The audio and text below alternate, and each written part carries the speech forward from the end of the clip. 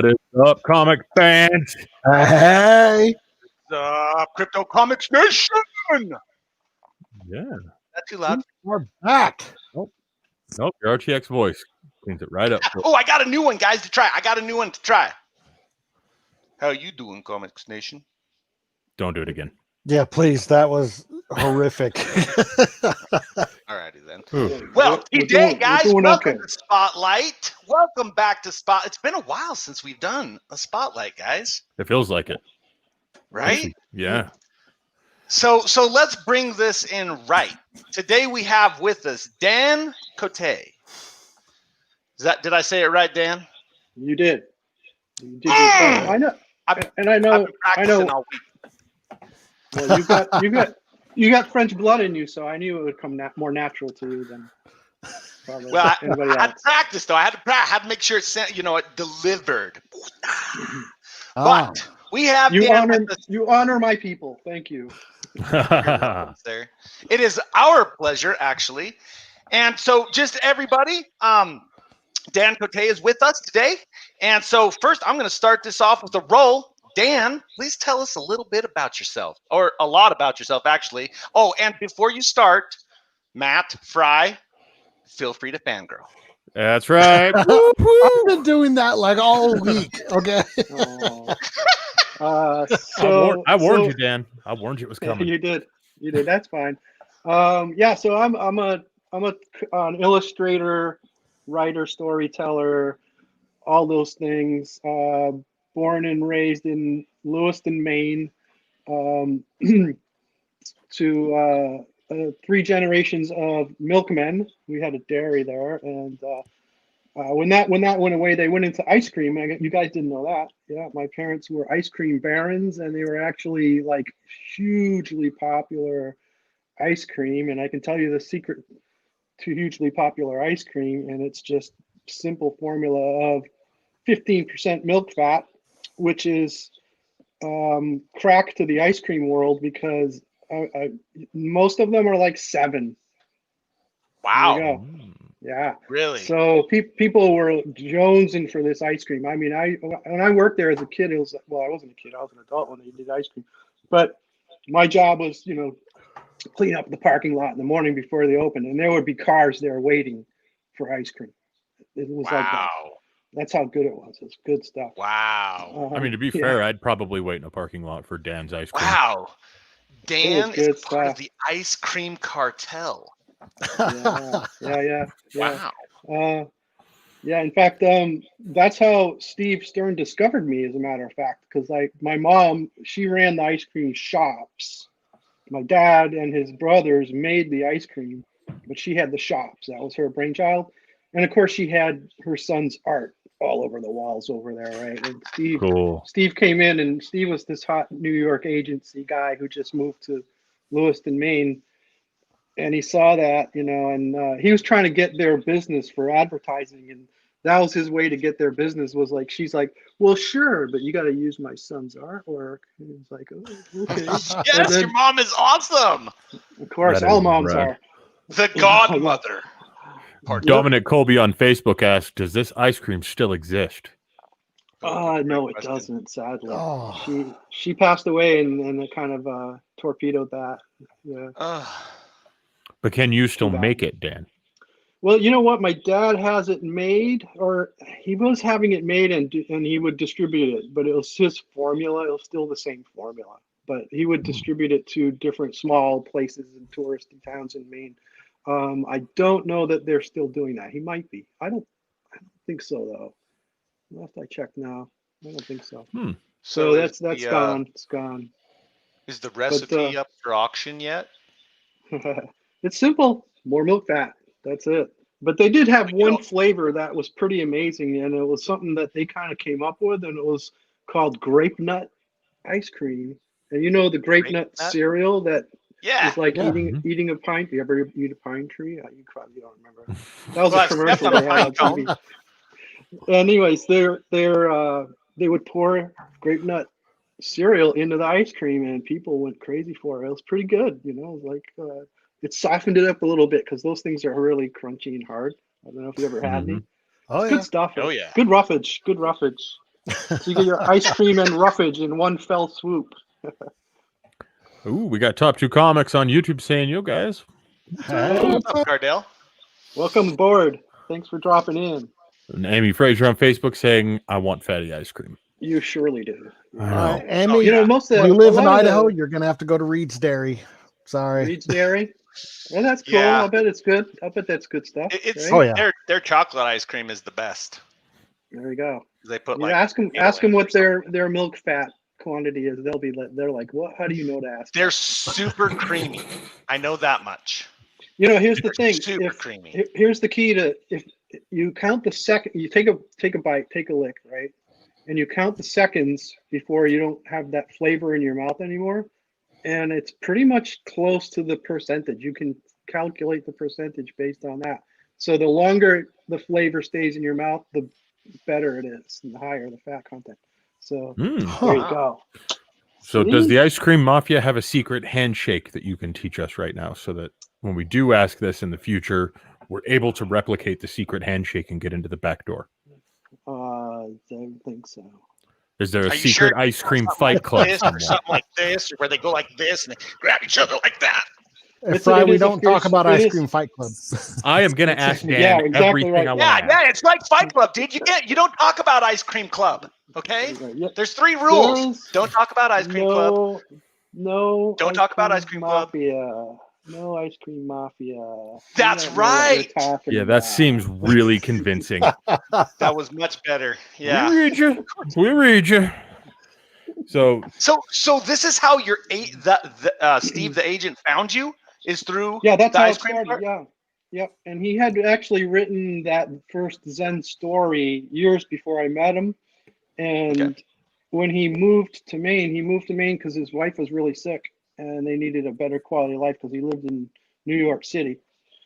And when I was unpacking the suitcase that had that in, this is his story. I don't know. I wasn't there, but he said it fell on the floor. It opened up and the Zen script fell out. And then I met you. That's the story. So I don't know. How true it is. I love how it's a, like epic tale, and then you're just like, but I don't know. I don't know. It could be, fake news. I don't know. Yeah, I'm not sure if this is true, but I'm going to tell you. Sounds anyway. good. Sounds good. Yeah. It's Dude, I was so buying it. That could be true. I don't know. Right. So I now I have a question. So Steve wrote Zen, but now you're a artist and a writer. You're kind of both, aren't you? I am now. Yeah. I was always primarily art centric. But I always wrote stories, and I always, but I just didn't have a lot of confidence in my writing ability. But I come from ancestry of writers. My mom's mother and her brother were all writers, and she wrote articles in the local newspaper about the history of Maine and about her family. They were very informal-esque kind of stories, but they were very popular and approachable. It was really pretty cool. And so what's interesting is that I wrote, this kind of sad story, but my mom, when she was dying of cancer, she asked me to write her obituary, which I thought was really strange. I didn't really want to do it, but I did it. And she gave me this paper that had a list of everything she did in her life. And so I wrote it like a story about this girl. And I didn't know all this stuff. So it was really pretty amazing and powerful. But I wrote it, and it was printed in the obituary, at the time. And everybody said, "Oh my God, you write exactly like your grandmother." And it's like, it's a very organic style of writing, and I'm not formally trained, so yeah, it's very hereditary. You'd have to say. I'd have to say it. So I don't know if I'm channeling my grandmother, but when I write, it flows, and once I sit down and I start writing, there's no stop, and it comes easy. And I do enjoy it. But like I said, I never had the confidence I do now. So yeah, so in the last 3 or 4 years, I've really been wanting to write a lot more, and so that's where I'm at. So yeah, I was just primarily just drawing pictures, but when you're drawing, you're a storyteller, and Mhm. it's not a lot different. And even like with my toy packaging jobs, that to me was storytelling. Everything I've done is storytelling. Everything you do is storytelling. Every job is storytelling when you think about it, when you get down to it. So it comes, you just got to look at it that way and make everything interesting, right? Yeah, That's on awesome. from YouTube, we got Rose Kirby saying, "Hi, hello, lads. Good morning from UK. Thank you for all your lovely artwork, Dan. I wish you all the best." Oh, It's arrows. That's sweet. Rose is nice, so Rose. Thank you. sweet. So I have a Dominic question. says, Oh, "I came sorry. from a family of writers too. Just my own worst critic." I think everybody is their own worst critic. Yeah. Yeah, for Absolutely. sure. Yeah, absolutely. You're always your worst critic. Mhm. If it comes out naturally, let it go. And there's editors to finesse it later. You got them. And top 2 on YouTube says, "Can't give up. Got to build that confidence." So awesome. Yes. Yes. Speaking of editors, and then Matt, your go. I had that experience writing origin story. Like I wrote the Oh, yeah. origin story, and then thank goodness I had an editor, because oh my Mhm. god, like for reals, man, I was like, this is horrible. And then I'd hand it to her, and it would come back, and I'd be like, man, I wrote pretty good. Like this looks pretty good. Yeah. Salute to Lindsay. Oh yeah. I have another writing story to relate that happened to me in high school. I think I told you guys before I was a pretty bad student. That's why I didn't go to art We school. all were. I don't know how I got through high school, but I think it was my sophomore year, I was involved in a class called creative writing, and I really didn't even know I was a writer then, but I wrote a story, and it was a complete crazy fantasy. I don't even know what it was. Oh, I know what it was about. Me and my friends took a trip to the ocean. Simple as that. It was just, but I made it into this crazy story. Like we were throwing frisbees around, and we were jumping around on the frisbees and going out with the tide. It was, I don't know, it was kind of a weird story, and it was creative writing class. So I submitted it, right, and the teacher got up in front of the class, and this guy was reputedly mean. All right, he was tough. He was a hard teacher. His name was Brother Arthur, and his nickname was Beowulf. That's how harsh this guy was. Beowulf? Oh wow. Yes. That's And awesome. he gets up in front of the class, and he's holding up my paper, my story, and he goes, "This is the best story I've ever read." And like everybody in the class turns around and looks at me. I go, "What? Who?" It was like, wow. I was getting some respect all of a sudden. It was like, wow. So that was a pretty wow moment. So which do you So, actually prefer? Is it writing or actually the art? oh, I make art. Yeah, because I've been so it's my art first, absolutely. Mhm. But I do enjoy the writing too. But it's like I've just been doing art much longer, and it's more satisfying for me. But it is a lot harder work than the writing part. Mhm. And I don't know how it is for other writers if they struggle with it. But when I write, maybe it's because I don't do it all the time, and I don't have those kind of pressures on my head. Because like when I sit down and write, it just flows.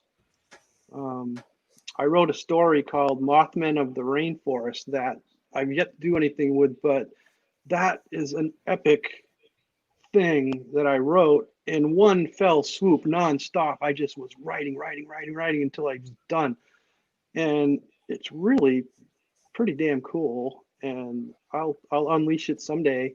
I think I did put up a Facebook page for it at one time, so it's called Mothman of the Rainforest, and I think you can find it there. But I have not contributed to that in 4 or 5 years. but it's still a pretty tight concept, and it's pretty cool, and the characters are wild. That Dominic on sounds Facebook says, I took creative writing too. Maybe Yeah. Dan is me from the future. Creative interesting writing, concept. no rules in creative writing. It's like, go crazy. The crazier you get, the better with creative writing, and you should be. You should just in the art too. That's like what Matt and I were talking about Wednesday is like doodling. Doodling is key, and doodling applies to writing too. So like I remember one time I was riding in the subway, and I witnessed this guy. It was a small person. Is that what you call them? And that's just Really, Jared. a really small He doesn't person. And he had a hospital gown on, and he was running around in Union Station yelling signs. I and would put yelling at money inanimate down at this objects. point that was Jared. Well, anyway, Jared, I wrote a story about you at that moment on the train. And I just had this whole story about this guy because it was so bizarre. And I had to figure out what was motivating this guy. And I wrote this story, and it was like 3 pages of story. It was a doodle. Right? Right. But I will use that character in a story someday. So I have folders of those kind of little snippets of ideas that can go into a story sometime. And a lot of the stories that I'm doing, like and Zen and other stories, are all, they're all from my head. So they're all going to cross over at some point. So Zen and are all going to jumble up into one gigantic world at some point. Really? Yeah. That's gonna be That would be epic. So did you like, write any of the Zen stories? Just Xenothorb is the only one that I wrote solo. Now Home I wrote quite a bit of it, but Steve wrote it primarily, and then I found the initial script called for a lot of talking heads, and I just don't like drawing talking heads. Like, there has to be stuff going on, so I kind of changed things around quite a bit on the story structure around a lot more action and stuff like that. Because I think a comic book needs action and lots of eye candy. I'm gonna drop names. So that's how I feel about it. I can't stand a book that's just talking heads. If it's that complex and it has to be explained by talking heads, then I don't think you're really an effective storyteller at that point. It's not in this medium anyway. I mean, for novels, yes, it's different. You need to explain things and get people on board with your vision, but this is a visual medium, so there needs to be some fascinating visuals to draw you in. And again, with there's like, it's 15 pages of no words, and it's just bringing you into the world that I'm introducing you to. And adventurously, I might add, it brings you into the world adventurously because you're running through that world and you're like, what is going on here? Exactly. Yeah. Nonstop, lots of action. That's my agenda. That's my mandate. I think, it's a service to readers to give them, some excitement and draw you in and move you along. So you've worked in every aspect of the industry, not just in the books, but everything. Like we were talking about, pre-show, you were talking about some of the toys that you've worked on. We were talking about, I've seen tons and tons of stuff that you have been working on. So do you approach it with that same mentality as how to tell a story with, say, product packaging or, different design elements like that as well? Absolutely. Everything is a story, and creating a brand is telling a story. Absolutely. And when everybody talks about branding these days, branding is so important these days because it's telling the story, and people need to relate to the product right away. And what's an interesting thing about packaging is, when I started getting into it, I learned a lot about storytelling through packaging, because you got exactly 1 second to tell somebody a story. They're walking through Walmart and they've got to notice your package. So you've got to hit them in the face with a story right away. That means one image to grab them. And it has to grab them for a reason, and it's the story. Okay? So, like, How to Train Your Dragon was the line that I was working on for almost 10 years at that company. And, yeah. Yeah, Jared, he's been everywhere, dude. Your dragon? Yeah. You are packages. A god! I didn't even know that! Oh, my God! Are you serious? Sure. Like, I'm sorry. So that's just like one of my favoriteest cartoons of all time. But we're great, not Cote the fangirl. I'm sorry, guys. Did I show you guys up? I'm sorry. A little bit, yeah. You want a challenge? So when I mentioned Paw Patrol, Matt, dang, you're the man. Hold on, let me mute Jared. There we go. Calm down. So like when I mentioned Paw Patrol, Matt was banging his head on the table, but now How to Train Your Dragon, now that's resonating. Okay, I got it. But yeah, so with How to Train Your Dragon, I had some great visuals to work with for sure because they were coming from DreamWorks, right? Mm-hmm. But in the last version that I created for that line, I had an image of Toothless, and his big beautiful eyes are on the front of the package, so that when you're walking down the aisle, you saw an aisle of Toothless eyes. To me, that was like the peak of my designing moment for How to Train Your Dragon, because you could not pass that. Those eyes pulled you in, and to me that was an epic success. And everybody in the business was telling me, you can't put the branding on the front of the package, it isn't done, you put it on the backer. And they're like, no, this, I'm telling you, do this, we got to do this. And when they finally conceded, now everybody wants to do it. It's like, Dan started that. Oh my gosh, the trendsetter. That's like one of 5,000 things you have started, though, Dan. So Dominic Colby on Facebook asked, is there any chance that someone could throw up an example of a toy that he has worked on? I am going to be clear. Dan can show us examples of those toys. We, however, under copyright, cannot showcase those.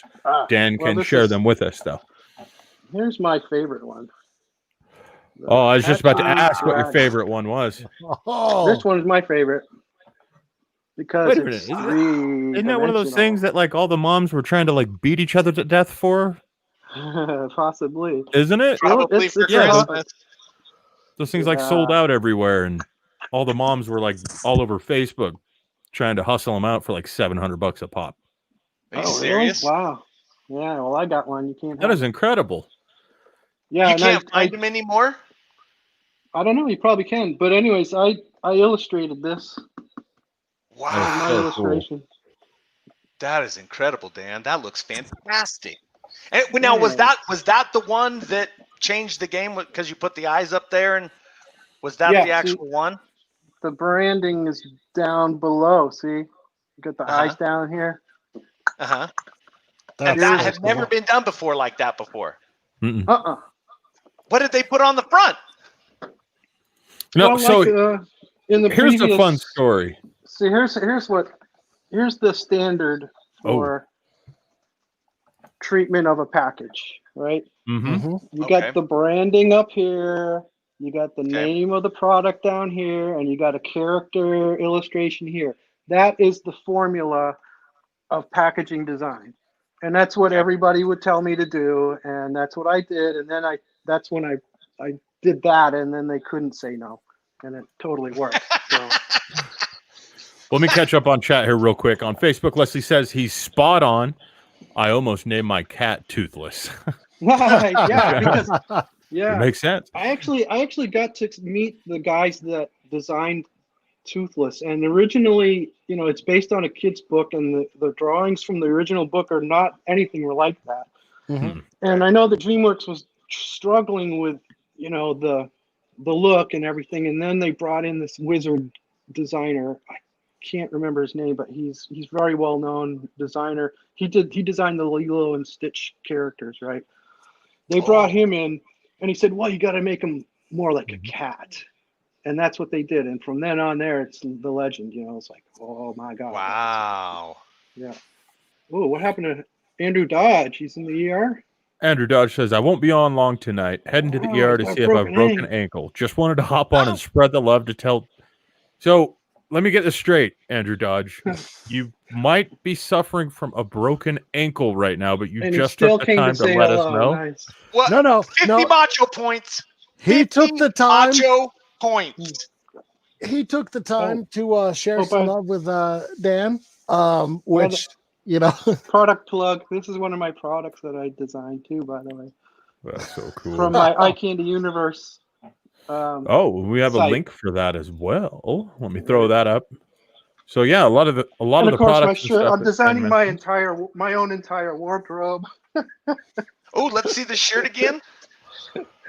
I know he got on and I was like, oh, I love that shirt. Oh, Dan. Hey. Oh, that Let is me give- cool. Oh, I love that. That is way I'm badass. digging it. I'm digging it. Let me see here. Rose Kirby asks, "How does everyone feel about Comic-Con being canceled? Are you going to or are you going to reschedule? And what do you do in the meanwhile?" We do stuff like this, hang out with creators on streams, and have a good time, and help them promote the stuff that they're doing, and try to help them make some money. Past that, there's CouchCon coming up. Dan, I believe you're going to be a part of that. You Yep, absolutely. So, Yeah. Cool. Rose, did you ever go to Comic-Con? Is that was that an annual pilgrimage for you? I guess was the question. I think Rose is actually in the UK, so That's why it'd be a Oh. pilgrimage, Fry. that would be a heck of a trip. Yeah, Let us know, Rose. Comic-Con was cool because I met my UK hero Roger Dean there one year. Oh, wow. Awesome. And also in the UK, I met a guy named Dr. David Birder. We talked about that Wednesday, and he was the guy that got me to do the 3D book. And, Nice. Ooh. he hangs out with Brian May from Queen, and he told me that Brian May and him are buddies because Dr. Birder is really into optical illusions and cameras, and he's doctorate in optical illusions, and Brian apparently really likes vintage cameras, so they hang out. It was kind of cool. That's cool. Wouldn't that be like Yeah. I want to sit in a room with you and those two, and I just want to sit back and enjoy the conversation that would probably happen. So yeah, so Comic-Con for me it was a mixed thing because it was really you're a tiny fish in a big pond, it's like it was really hard to get noticed there. So I was in the safety of behind the table. I'm in a safe zone. It's pretty crazy scene. But it's mixed because like I remember going there a couple of times and actually giving out free comics and having people say no thank you, and I'm like, no thank you. What are you doing here? To a free comic? Yeah, and it was. Can you imagine being the dumbass that turned down Dan for a free comic? Hey, Let's if you be remember the realistic. story, I accidentally turned down the autograph of Bob Kane. So Matt is what we seems to be think having back, issues. We both tried to remove him at the exact same time. It's been deleted. You canceled. What's really It was funny an is that accident. both me and Jared went to remove Matt at the same time for that one. Party foul. It's like spilling your beer. yeah, Yeah. That's okay. I sat and talked to Dan for. That was the same year that Ron Perlman booted me out of my seat at the Comic-Con. Ron Perm, he is a giant man. People do not realize that. That dude is huge. He's got giant hands. He's not that tall, really. He's like maybe a little taller than me. He's big head, big hands, like big voice. He's like if somebody sketched a caricature of a human being that walked around. Leslie says, "I'm obsessed with Lilo." Everybody is. Yeah, that guy that designed that is genius. Mm-hmm. Yeah, Stitch is my boy. Rose Kirby says, "People could say I'm part toothless." Say that about all of us, Rose. Simple. Top 2 says, "I'm looking forward to my first real Comic-Con." We're looking forward to it as well. Oh yeah. In fact, just to let you know, Dan, you and I met for the first time in Amazing in Vegas, and Top 2 here. He was planning on that being his first convention this year. Was going to be at Amazing, so we're really looking forward to that. Seeing both you guys in the same Be sure Hopefully to the same check little out avenue. Re in the Marketplace, Cardell. Yeah, you'll really dig it, Cardell. It's awesome. Right. Rose Kirby says the reason I asked is a lot of conversations. I think she meant conventions are being canceled. STLV is canceled, and 2 more at the same time. Yeah, a lot of them are canceled. I think right now LA Comic-Con is slated to be on. Really? Mhm. Limited audience. Yeah. Yeah, in December. Okay. We won't be going to Yeah. that one, I don't think, because No, me neither. I'm not going out until it's safe. yeah. Yeah. But that's the Aside deal. from That's that, the deal. No chance. I'm not taking any chances. yeah. Aside I from live that, in- though, a I lot of live them in- are online. Yeah, no, I live in Los Angeles, and we take it very seriously here. And I actually went out to eat for breakfast for the first time in 4 months, and Wow. because the people that run that restaurant was one of my favorite places. They clearly care about me because they're very, very careful, and I won't go anywhere where people aren't very, very careful. Right. And I appreciate it. And yeah, and these are all small businesses too, so I really, really want to support them. So the one thing Thank you, Dan. Yeah. That means so much. In my with Friar, I work with the mom and pop shops, and it's so important to support your local mom and pop shop restaurants right now. They need it so bad. So thank you. That's awesome. That's awesome that you did that. That's So fantastic. I just got an update from Andrew Dodge. He just sent me a picture of his ankle. That thing is broken. Oh, it's really? broke. Oh, it's nasty. So Ouch. yeah. But yeah, he sends his love, and once again, thank you for the art. And he was on the show. Well, he was watching the show during the unboxing we had Wednesday. So so fun. That was fun to watch. It was kind of messy. I had an hour of pickup after, but it was definitely fun for me too. It was worth it for me. Yeah, once a year I go into my garage and I reorganize all my artwork. Like I said, I keep all my artwork even from high school, and it's so fun to revisit that stuff. And you know what? A lot of the stuff that again, doodling, right? I look at the stuff that I did in high school as doodles, and there's all little ideas in them, because back then I would do a whole page doodle, and in one doodle there will be 5 or 6 different little parts that I can take and make a render out of it, and that's what's fun for me. And if I ever dry up on ideas, that's all I have to do is go back into those doodles and dig down and make it new, remaster it essentially. Because like every time I do art, I do it a different way. So now this old art can become new in a different way, and it's enjoyable to do it. But so far no shortage of ideas. I have more ideas than I think I have time to deliver on. But man, I really want to deep dive into that stuff.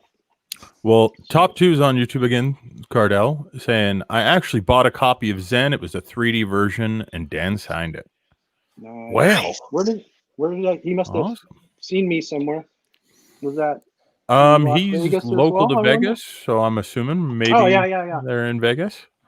There's amazing people.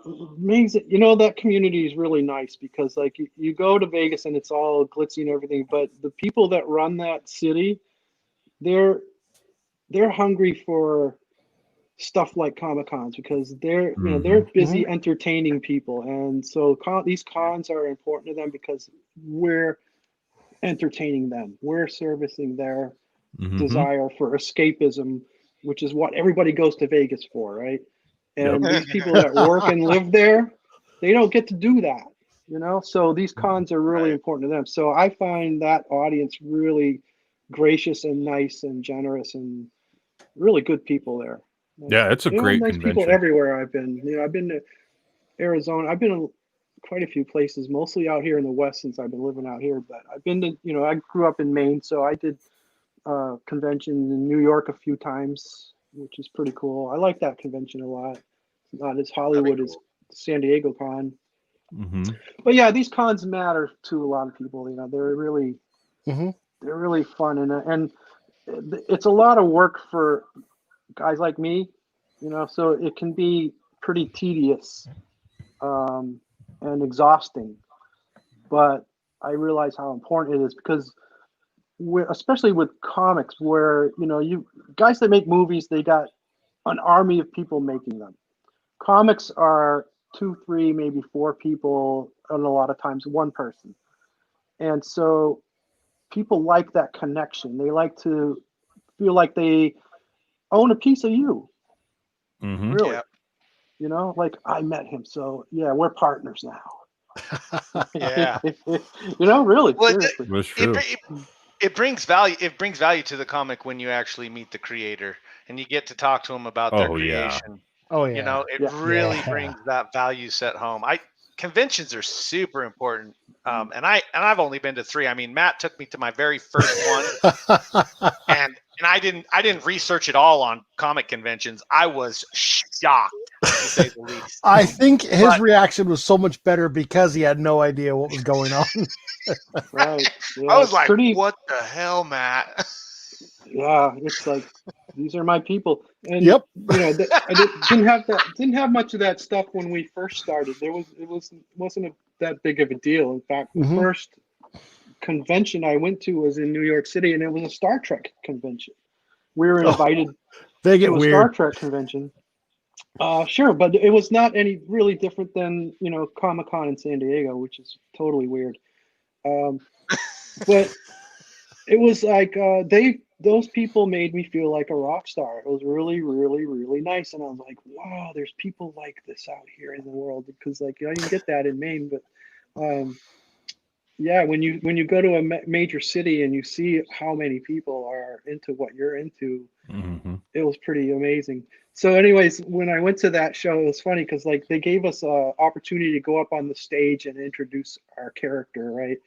And it was amazing because these people were there to see the preview of, I think it was Aliens, the movie Aliens. It hadn't come out yet. Oh wow! Right. And so they're all there waiting to see this, and they let us go on the stage before that. So I had this captive audience, and they were so kind to us. It was hysterical. Oh, that's awesome. They didn't go there to see me, but it felt like it. It was like, Well, Dominic Kobe on Facebook says, "I've never been to a Comic-Con either, or any con for that matter." We got to change that, Dominic. Dude, you gotta go, and just like Jared, don't do any research beforehand, and it will be the ultimate culture shock and fun. Yeah, embrace the experience, because Dan's right. The people there are the best way to say it is they're so accepting. Oh yeah, they're so accepting because you will see things that will shock you. You will have great conversations with people that you would never think you would talk to. I mean, it is a fun time. Sure, it really is something for everybody. It really is. Yeah, totally. Yeah, Rose Kirby on. Oh, go ahead, Dan. Sorry. There's some bizarre stuff, but that's everybody. I mean, everybody on the planet has their own thing, right? And that's where you'll find it. So it's cool. It's all good. That was not me. I did not. That was for interrupting Dan Fry. You do it again. Dude, I thought you took Jared's admin privileges away. What is going on? Yeah, somebody's about to get reset. That's what's going to happen. He's going to go to log into CryptoComics and be like, what's going on? Booted into the lower right-hand corner. Wow. I know. I've been demoted. I've been demoted. That's okay. There we go. I fixed it for you, Dan. So Rose Kirby on YouTube, guys, says, I thought your convention was canceled in December. Nope. No. But to be clear, it is not our convention. We are just sponsoring it. We love the guys that put it on, and it's a creator that we believe in, that we really see doing some really awesome stuff in the community, and we want to do what we can to help. So yeah, it's actually Vivid Publishing is who's putting that on. The name of it is CouchCon. It is December 4th through 6th. Jared? CouchCon on ice. Yep, CouchCon And on this Ice. one is actually CouchCon on Ice because this is a special event. They normally only do one CouchCon a year. This is a particularly special event because they're doing a second one this year to help out creators. Everything with CouchCon is based around creators and trying to get creators commissions to help them weather these hard times. Yep. So, top 2 on YouTube came back and said it was Amazing where he got the autographed 3D book, which means that me and Cardell were in the same building at the same time. Still haven't met, but there's a lot of people there, so that'll happen. Rose Kirby says Comic-Cons are great. It's like you're a kid again, plus meeting people. Oh yeah. Yeah, absolutely. So, Dan, you were mentioning earlier that you were going through your garage and you were checking out, you like to go through and go back to that old art and stuff that you've been working on. We have a thing in the system, excuse me, called a living art journal. I have an idea. I think it would be really cool if you were to kind of take that collection and scan them in so that we could put them into a book, into a collection of just your doodles and your sketches, because I think that what you said resounds really strongly with me with the idea of going back and looking and using that as kind of a design fodder, so to speak, to come up with some new ideas or perfect an old idea or to rehash those kind of things. I could only imagine with what you've already done in this industry, with not just comics again, but all the way across the board. I can only imagine what a book like that would be able to do for new creators. You know what I mean? For somebody that's just starting out, stuff like that. You know why I love that idea? Because that's that emphasizes the point that I make about doodling, and you can see. I think it's very valuable to look at your own origins, and for other people to see it. Like, for example, I take whenever I talk to people like at Amazing Con, especially the artists, right, that are like. You always got people showing you their portfolio and asking you for advice and stuff.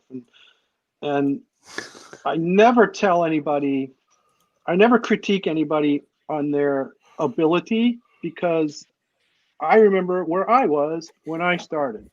And I always like showing them my old stuff, especially my first artwork, my first Zen book, because it is not that great.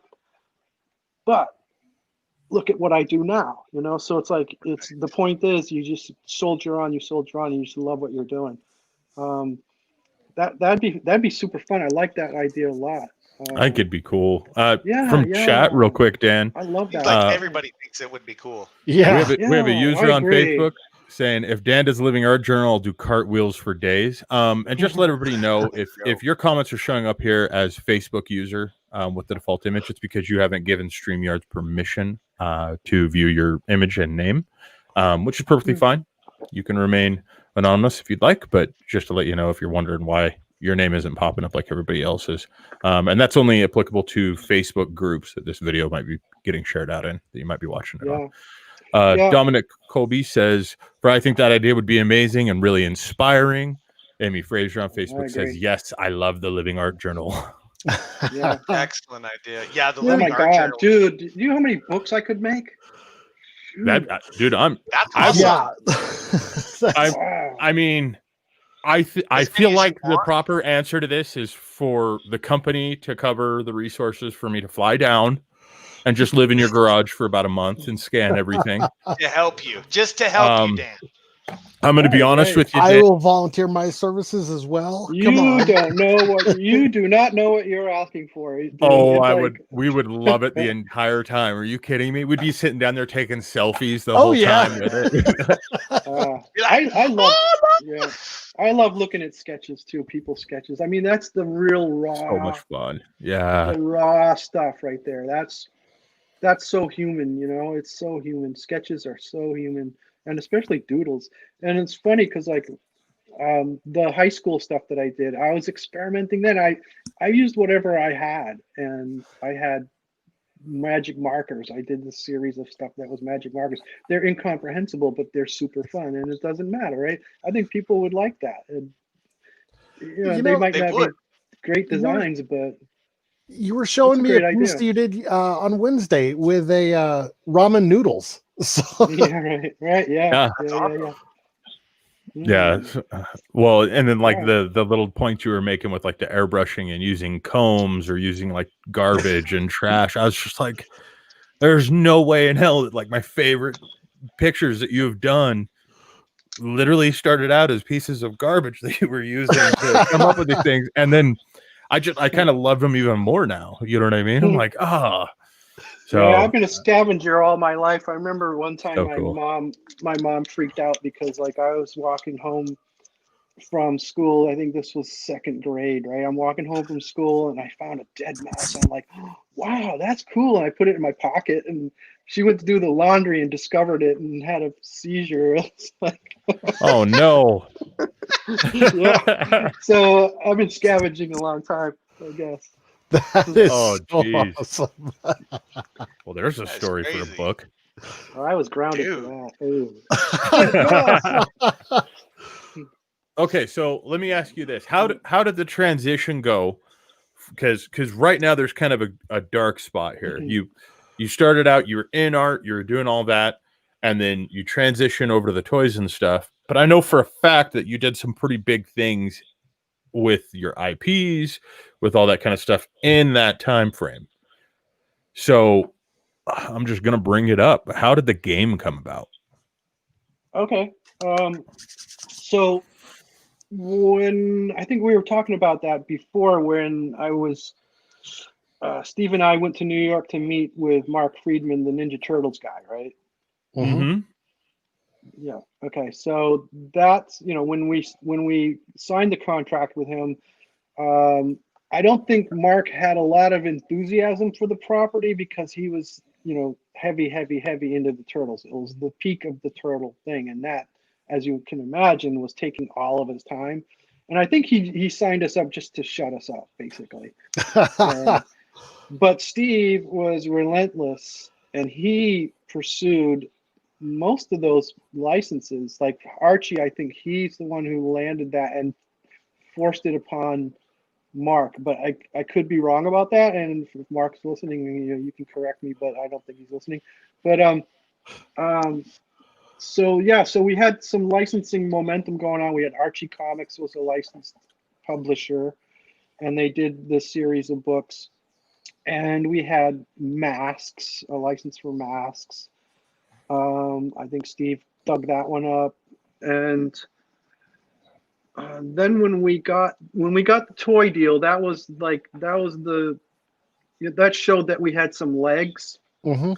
And Mhm. so Konami was I think Mark Friedman worked that deal and got a game license at that point. So that was a big licensing couple of years for us.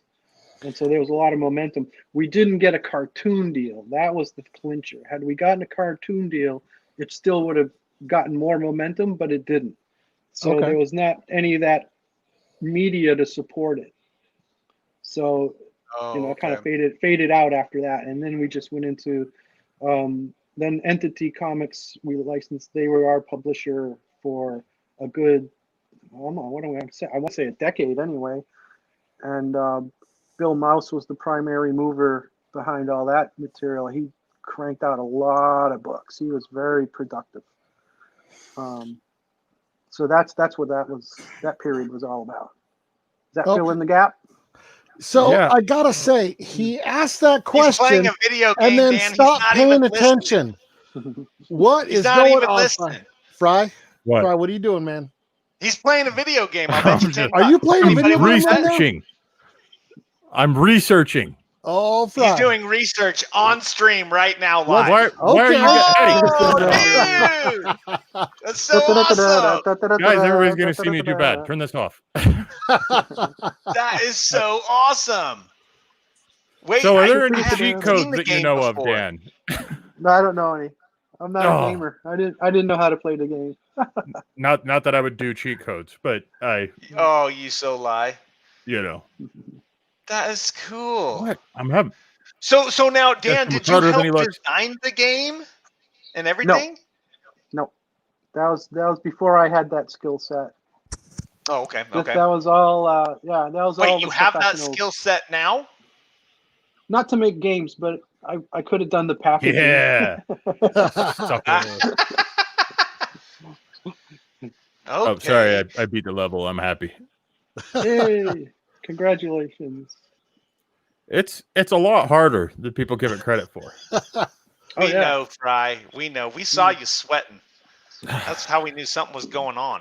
Sorry, Now, Dan. the cool thing about that game, it was one of the first games to really incorporate both the side scroller and like the isometric view, and every level was so different from the one before. Like the gameplay was still very similar, so there wasn't really a learning curve, but that was just a fun game. Yeah, I was just noticing that, Matt. Like it was like it looks like this. Yeah, it looks like the same kind of pixelation as Contra, but Contra is that 2D motion, and this one was he could move side to side and like in all different directions. Actually, there was different levels. What was that? That's 8-bit. 8-bit.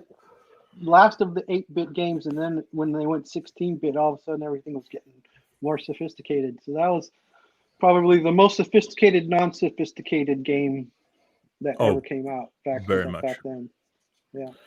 Yeah, and not only that, I actually beat up my little brother once because he said that Captain Planet was cooler than Zen. You beat him up? So I had to put it down. You had to beat him. And that right there is the day that I became a comic nerd. Yeah, it is. I'm dead serious because I found a Zen comic and you couldn't find a Captain Planet comic at the time. Not in Idaho. So I don't know. Were there any? Yeah. I had to have my godfather order it for me, but I was able to get one. So yeah. And so that's where it all started. So thank you, Dan. You created me. So not we have in a weird question. Yeah. Unless you want to adopt me. We've already talked about me living in your garage. We can make this work. So we have another question from Dominic over on Facebook. How persistent can you be until you become too persistent? There's no such thing as. Well, I don't understand that question because, like, I'm never given up until my eyes drop out of my head, and so there is no limit to persistence. See, you might not get the success that you want. And, that's how, I like, I don't like people messing with my dreams, but dreams are important and they never happen the way you expect them and envision them, but they happen without question. And that's what persistence is about. Whatever your dreams and goals are, persistence is just never giving up on it. I 100% agree on that. So there's no such thing as being too persistent. And again, I'm testament to that because I'm not crazy successful at this, but because I've been doing it persistently for over 30 years, now you guys think I'm a legend. I'm not a legend, but you think I am. And hey, don't cross my heart. Don't downplay what we think. Don't belittle what we think. You're a legend. Accept it. Take the title and run with it. So the point is, that's what persistence does for you. It's like if you're persistent, if you stick with it, you become the legend that you dream you will be. The thing is it depends on how you measure success, Dan. Like we did. I'm not sure if any of the viewers will remember this, but we did this big roundtable creator spotlight on the last CouchCon. I mean, we had some really big names on one stream all at the same time, everyone hanging out, talking about comics, just having a good time. And every single creator on that stream stopped at one point, unscripted. Nobody knew they were going to do it. Brought up how one of them had a Zen toy and that's what got them into comics. And right after that, every one of them had a story about how you and or Zen directly influenced their entire career path. You know what I mean? Their entire lives. And I mean, I think you'd be hard pressed to find anyone on the face of the planet that would ever explain that to be anything but a dramatic success. I mean, that's incredible. You know what I mean? And these are people that are going to be, pushing books in front of the next generations and all that. And I mean, Zen's at 30 years, like we were talking about earlier. I mean, it's not something new, but what's really interesting is that you're seeing it more. And it's like Zen really is starting to culminate into this cult following that you see just starting to, I think right now, starting to pick up steam. I mean, there are so many videos online and stuff of people that are just like, okay, check it out. I got, the first, Zen, and then people are in the comments and they're like, that wasn't the first print though, so that doesn't matter, and you need to go back to this one. You know what I mean? I'm very curious as to why Dominic is wondering that question, because is he like on the verge of surrendering his persistence? Is he I hope not. worn out? Because I know there, I've had discouraging periods too, and as long as you're getting the satisfaction, the first time when we made that trip to New York to meet with the licensing agent, right? We were driving down, it was a 6-hour drive, 6 hours plus. And all we did was spend money in our head. It's like, I'm going to get a Mercedes. I'm going to do this. I'm going to blah, blah, blah, blah. I was in my 20s. And so for me, success was stuff. Okay. Right. Now that I'm in my 60s, I don't care so much about stuff. I care more about what kind of legacy I'm leaving behind. Right. So that's why I put the effort and quality into the work that I do, because this is what I'm going to be remembered by, is what I leave behind. So that's really my agenda.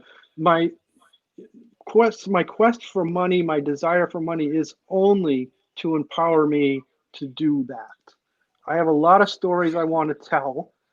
I got a lot of stories I want to tell, and it's time to do that, because I don't know how much time I got on this planet. And we can't wait. I got a lot of ideas, and I want to do that stuff. But I need everybody out there's help to do that. You guys are the ones that have to empower me to do that, because I don't know. It's a little tough getting another day job like I had before. I'm running into a lot of ageism, at this point in my career. I was looking for a new job, and it was like, nobody's jumping out to offer me anything. So I'm like, okay, I need to rethink what I'm doing here. And it's, I was thinking my original plan was 4 more years of day job, and then I'm gonna retire, and I'm gonna do this. I'm gonna tell these stories and all that stuff. But you know what? No, it's go time.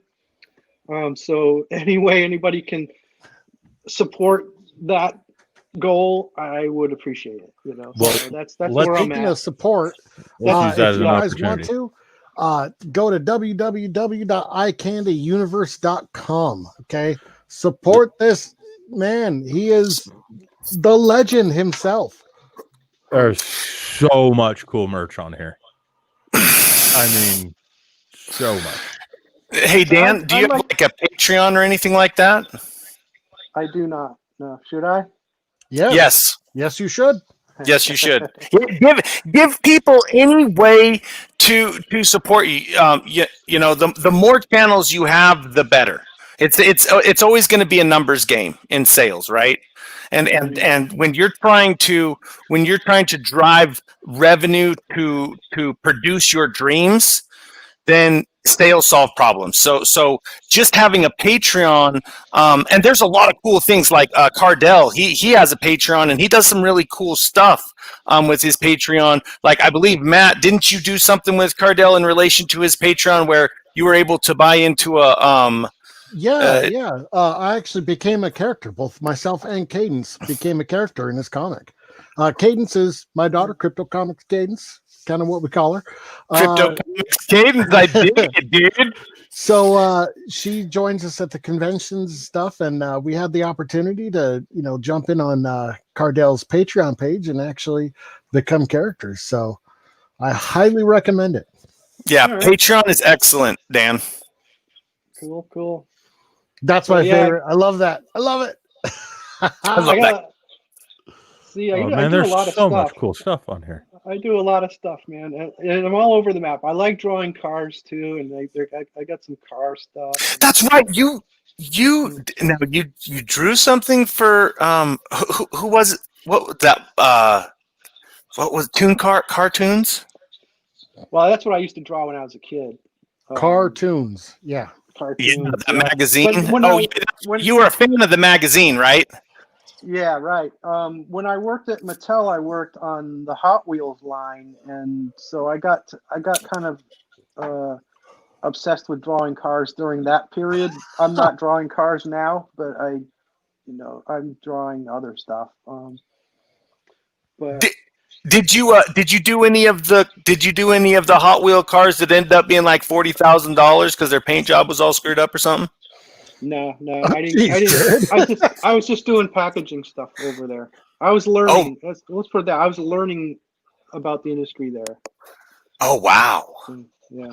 And that was opportunity from Hot Wheels. That's all I gotta say.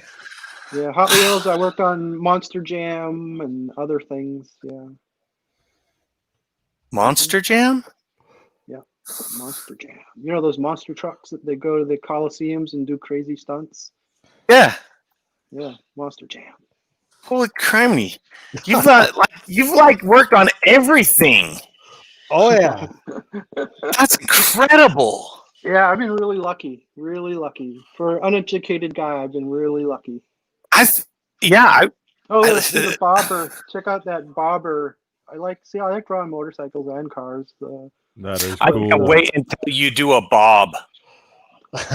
Those laptop bags are really quite beautiful, and they hold iPads. Really, they're nice to contain your iPad in. And you walk into the coffee shop with that, and you're going to get some attention. So. Fry's probably going to buy what he's looking at right now. That's why he's scoping all the detail. So I gotta say, Fry, you do realize Christmas is coming up, right?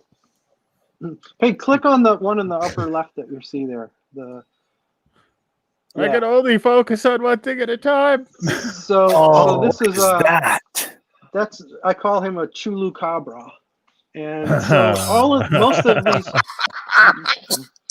most of these pieces are for another future book called Tour of the Universe. Yes. And it's really, really fun. I made a couple sample books, one-ups just to see how it looks, and it's really, really fun. But that is some of the most fun stuff I've ever done, is this Tour of the Universe stuff. But that's on your shirt. Yep, that's on my shirt. That's the dude, the Meta Dragon. Cool. That's so cool. So yeah, I'm kind of all over the map stylistically. Your style is awesome, dude. I love the way you draw creatures. I love, cause like in you see that bear, and the bear looks normal, and then everything just goes crazy from there. I love your style of creatures. I love the way you do creatures, man. Thanks. It's just so perfect. Like it's so clear. I'll tell you the story how that started. That project started as I had just completed the Zenith Orb, my first graphic novel that I wrote and drew, right? And after I finished it and it was published, I took a class on how to make a graphic novel. Oh wow! After you did Zenith Orb. Yeah, and the guy the guy that was teaching the class, his name is Christian. His name just Gossett, Christian Gossett, who brilliant designer, comic book artist, California guy that's been doing it since he was a little kid. He did Red Star. I don't know if you're familiar with that. It's an epic piece of work, and he was teaching that class. Actually. Yeah, check it out. It's really amazing. Is it a comic or a graphic novel?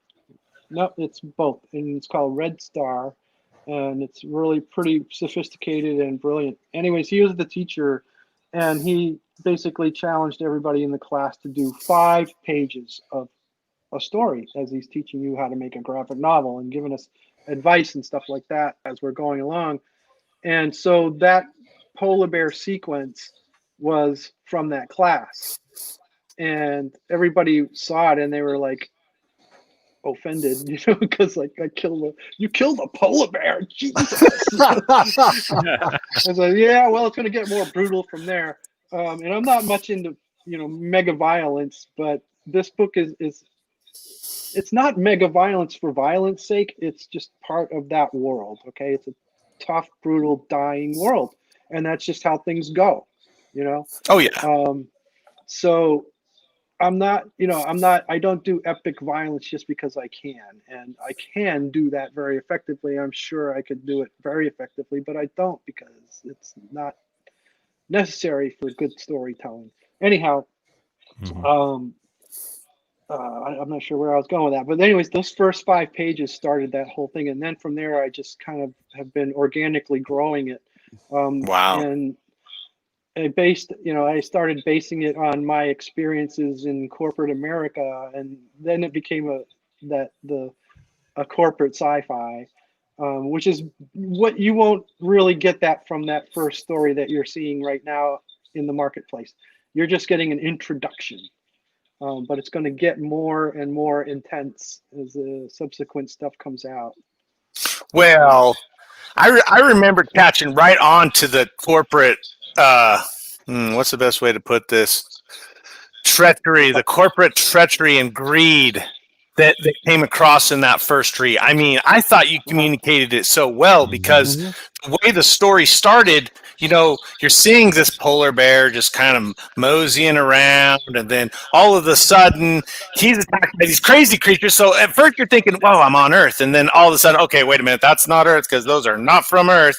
And then you see this person traveling and traversing this territory, and you start to realize that this territory seems,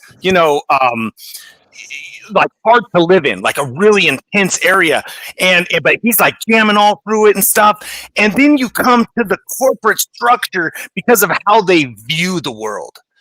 Like it's a desolate wasteland and there's nothing worth any value there. But we know there's value because you just showed us life where it didn't look like there was. And I thought that was just perfect the way you just bolted that into that story right there at the beginning. I loved it, Dan. It was so awesome. I love your book, Ree. I really do. It was so fun. It was so fun to read. And I encourage everyone. Look, there's Dan's URL scrolling across the bottom right here. Just a minute. It's coming up right here. Oh, you jerk. And then join up into the marketplace and check this comic out because it is such a fun read. It really is. It's this first in this series, as I understand it. But it is so fun, and I can't wait to see what comes next, Dan. This is just an incredible. I really felt like the corporate, for lack of a better word, assholiness was well communicated. Yeah, and it's it's gonna get more fun as I go along. It's pretty cool. I love making this book, and I love the story. So it's very gratifying to do. Yeah, it's impressive by far. Oh, Anyone so that wants cool. to check it out, yeah. So the next book introduces another protagonist. Actually, I think you've seen that guy, the green guy with the blades on his back, right? Yes. I'm not sure where you saw that. Where'd you see that from? Where'd you get that from? We saw that on Candy .com. iCandy Universe. iCandy Universe. Right. Then I believe Matt put it on one of the banners. Yeah, it Right, was right. in that package that you sent to us. Right. Yes. Yeah. He's going to be the second protagonist. Him and the other guy are buddies. So you'll notice that the guy that we are introduced to in the first book, his name is actually Frogger, because he's like a hybrid of part frog, part man. Oh, cool. Yeah, you didn't know that? This is to us.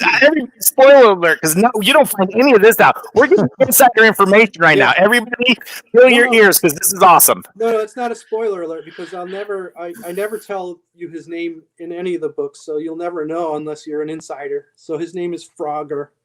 Oh, Roger. so we're insiders. So it's like Roger, but with an F. Okay. Anyways, Okay. the next protagonist is a bird guy. His name is Jay. All right? Oh, cool. So he's the bird. He's the bird. You get the frog. You get the bird. They're both from the same, we'll say, creator. And so they don't know each other. They're going to meet each other, and they're going to band together against this corporate invader. Nice. Yeah. Are they wearing suits? No, that's them. That's what they are. Okay. Cool. Yeah. So is this a book that you've already got prepared then? It is I have the second book I have about halfway rendered and fully sketched. The third book is what I'm sketching now. And then the fourth book, I kind of know where it's going, but not really. I'm not sure exactly how it's going to end, but it's not going to be, it's definitely a world, there's definitely a world there that can be exploited in many directions. Because like even the guys piloting the ship, they're just regular guys doing a job, and we could do stories about them and their world and the world they come from. Their boss. Yeah, I don't know. Could be, I haven't thought about it yet, but the reason I ask I'll is probably be riding in the subway and get an idea of like when I saw Jared running around in his hospital gown in the Union Station. So the reason I ask is because one thing I've noticed after talking to you through this week is that you do a lot of, I hate using this word because people get the wrong idea, but you do a lot of variables in your books and in publishing. You try a lot of new things out before other people even think about doing it. Just for an example, the laser cut stuff that you've shown here on the screen, where that's the so cover bad, was laser cut out, and I mean this was way before its time. You were showing on Wednesday on the show with Matt there on CryptoComics, the different foil treatment covers and stuff that you had done. I almost 3D book. Want to ask you to do a crowdfunding campaign for that second book that's coming out for mainly because as a fan, I would want to have some capable way of getting my hands on that type of stuff. And a lot of times, with a crowdfunding campaign, the higher level tiers, those type of things are normally included. Something that offsets for the collector and stuff like that. And I want you to do it so that I can buy it. You want me to do a fundraiser so I'll finish this book? Is that what you're saying? Yes. Basically, yeah. It's even more than that, Jan, because Kickstarter, Indiegogo really is a great way for independent creators to get going. It really does help because people out there are able to contribute to the creator directly.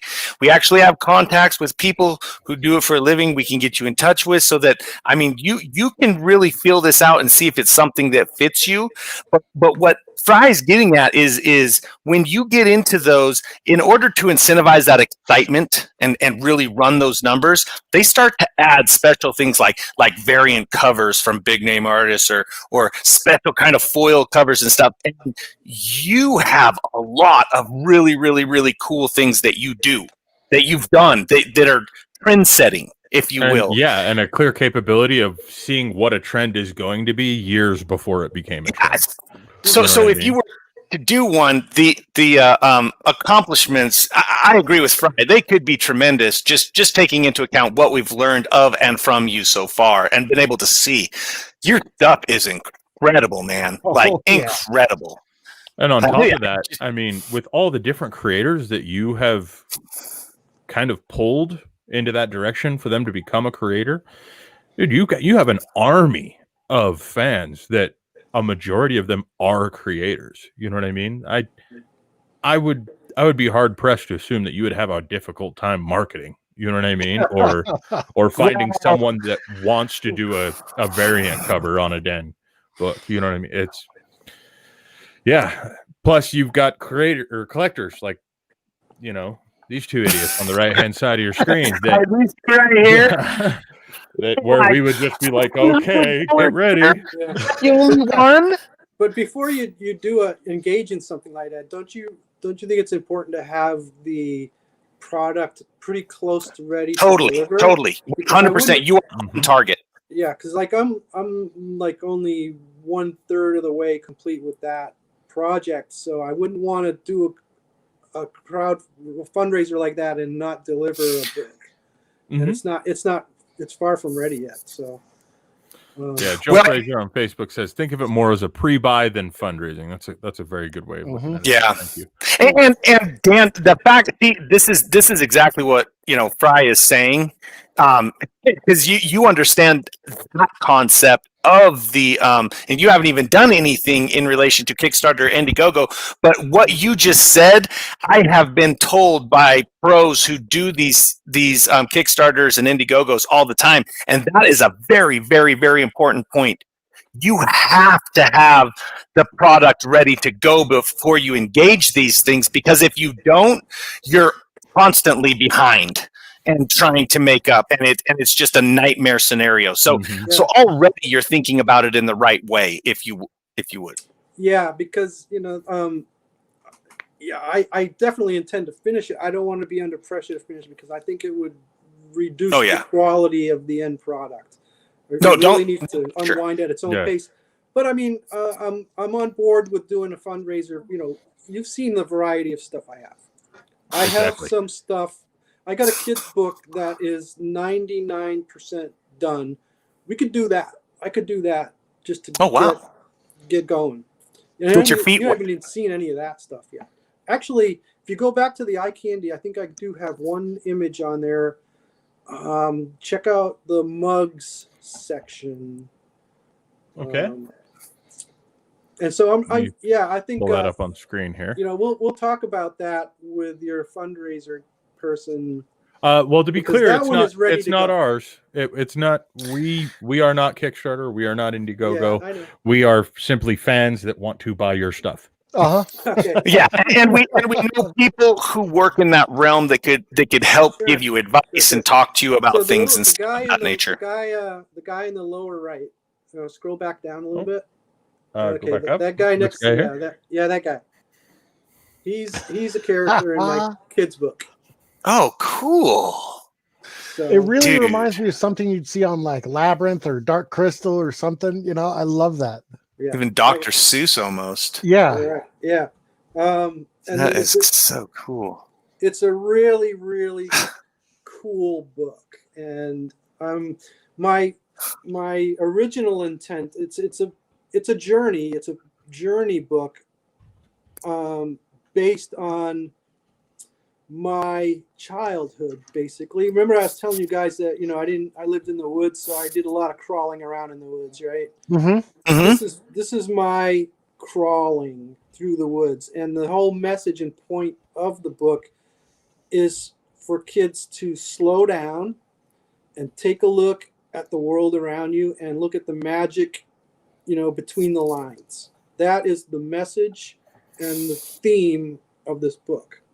Which we could, as a working title, I could call it just slow down, chill, because kids are rambunctious, and that's really the tone of it. But originally, I had designed it so that my idea was to make it so that you could personalize this book and make it your kid. Oh, cool. And so, like, you're not seeing the kid here, but on the other pages, there's always a kid in every page. And I've drawn him in a way that's generic enough where I could make his skin any pigment. I can change his hairstyle and the eye color, and it becomes a boy or a girl. It could be anybody's kid. So that's kind of my agenda for that. That is really cool.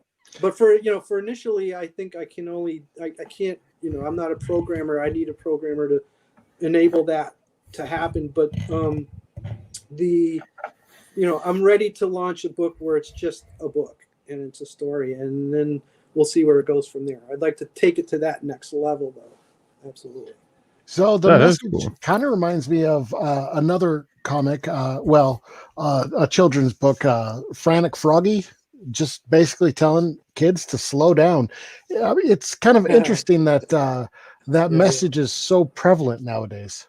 Yeah, well, it's like, here's what, when it comes to writing stories, even comics or any kind of stories, it has to be personal, and so here I am dipping into my childhood. This is where this comes from.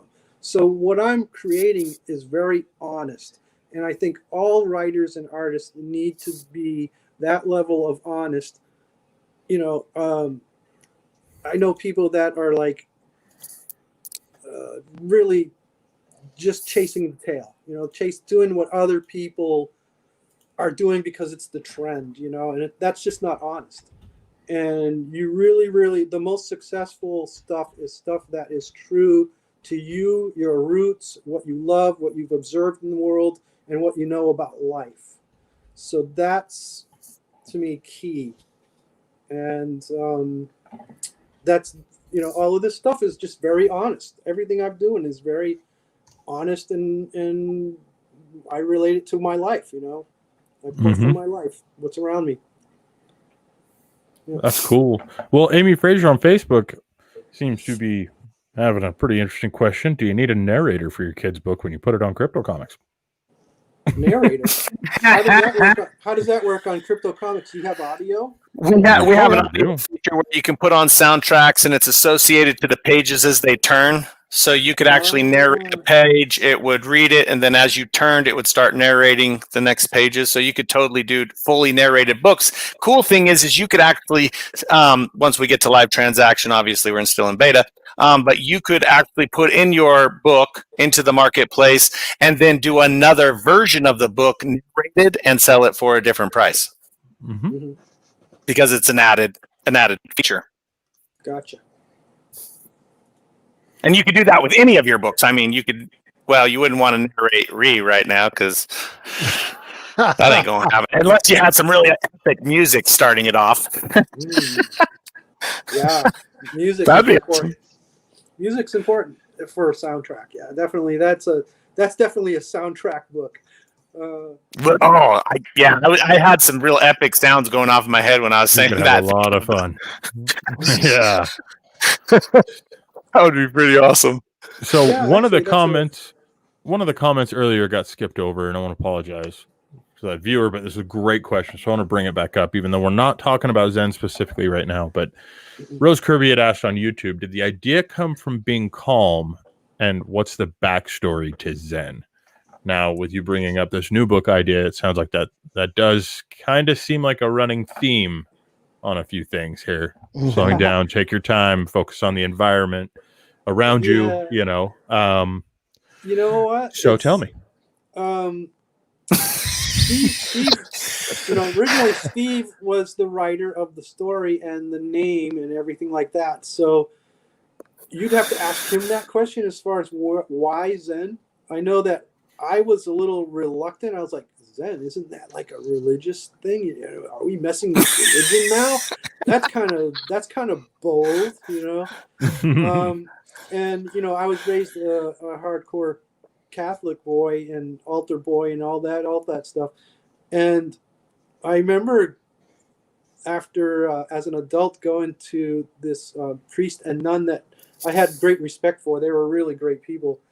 And I showed them my book, and I showed it to them hesitantly because, like, on the back there were Zen sayings from Buddhist writings, and I go, is this okay? And they look at it and they go, hell yeah, that's something that Jesus would say. Like, nice. Okay, yeah, I feel better about it now. Cool.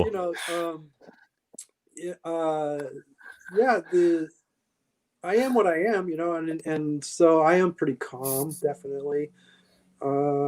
So that definitely, like I said, if you're being honest, then it's going to reflect in the work that you're doing.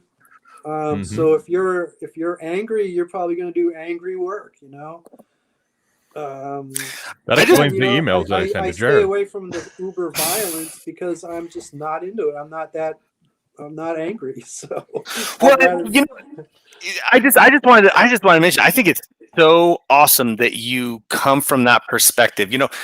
Violent scenes are a great way to communicate something, a real impactful thing if you don't use it too much, right? And the fact that you're coming from a stance of honesty, like you're saying, if you come from that point of honesty, you pull a little bit of your own backstory into your story, and that truthfulness will come out. That is so awesome. I mean, dude, like, oh my gosh, like, yes, that is so freaking cool, because that in and of itself is just such a positive energy flow. You know what I mean? It's so zen. It's so zen. You were meant to work on zen.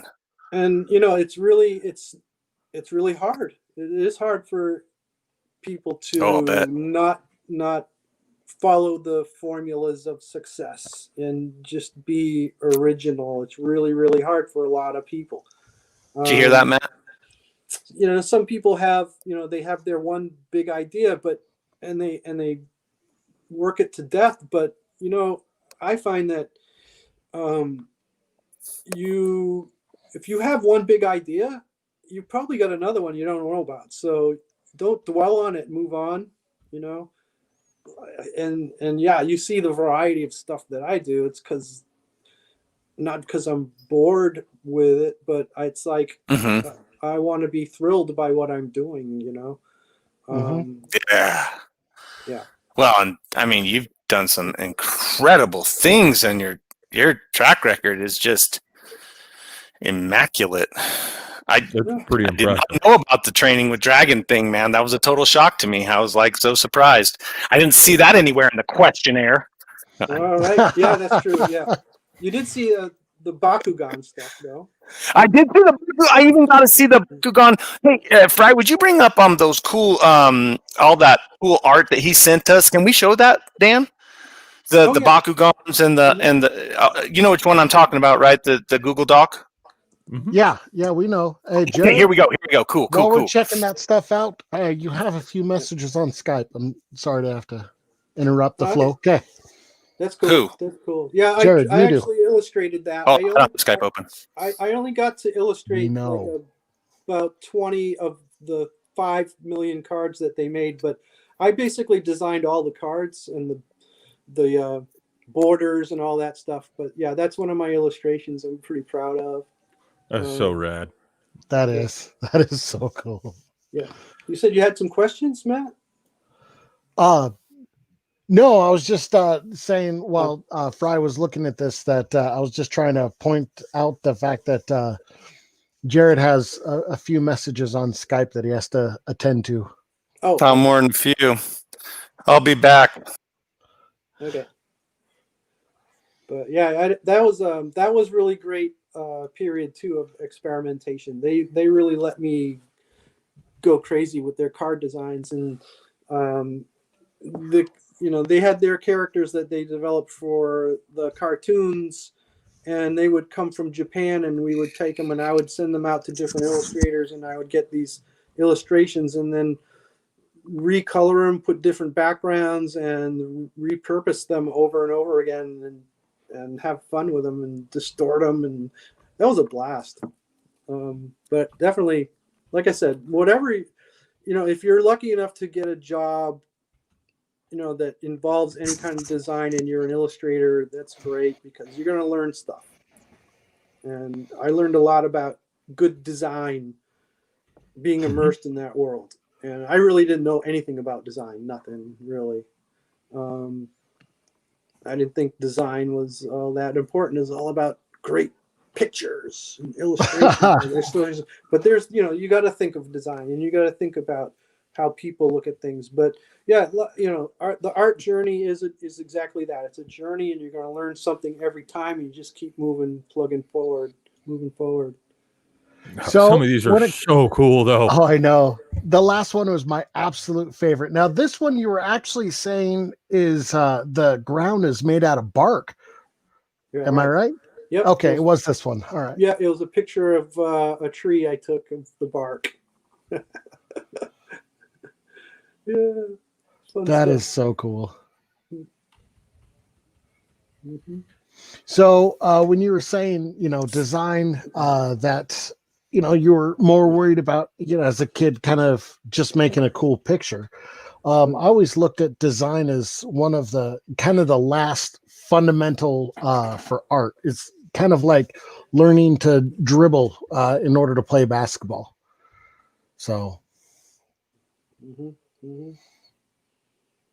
Yeah. oh, Yeah, way cool. Yeah, but like I didn't go to art school, so I didn't learn design until late in the game. Really. So like again, my first books probably aren't that well designed. But it didn't really matter. It still resonated. People still related to it for whatever reasons. And here we are.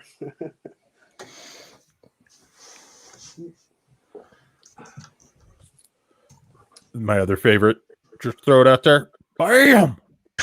I love this image. That is such a cool one. Yep. So neat. Yep. I that started off as a train doodle. One of my train doodles. Man.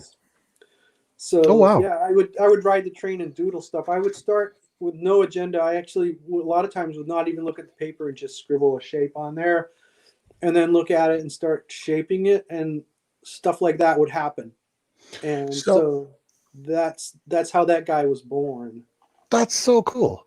Yeah. Jack Kirby actually used to say that before he would start drawing every day, the first thing he would do is just start moving his pencil around and seeing what came up. So yeah.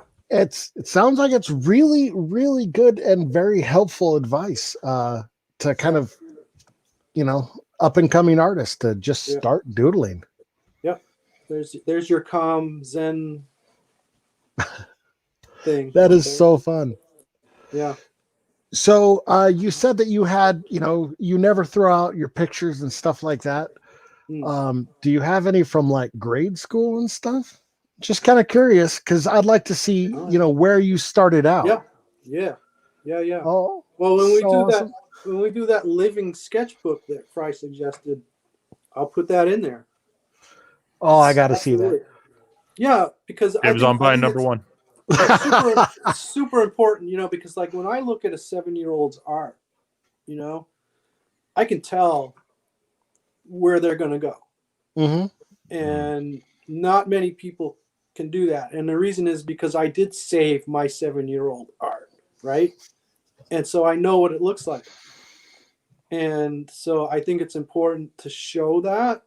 And that, like you said, will encourage people to follow their path and know that, yes, you're going to get amazing someday.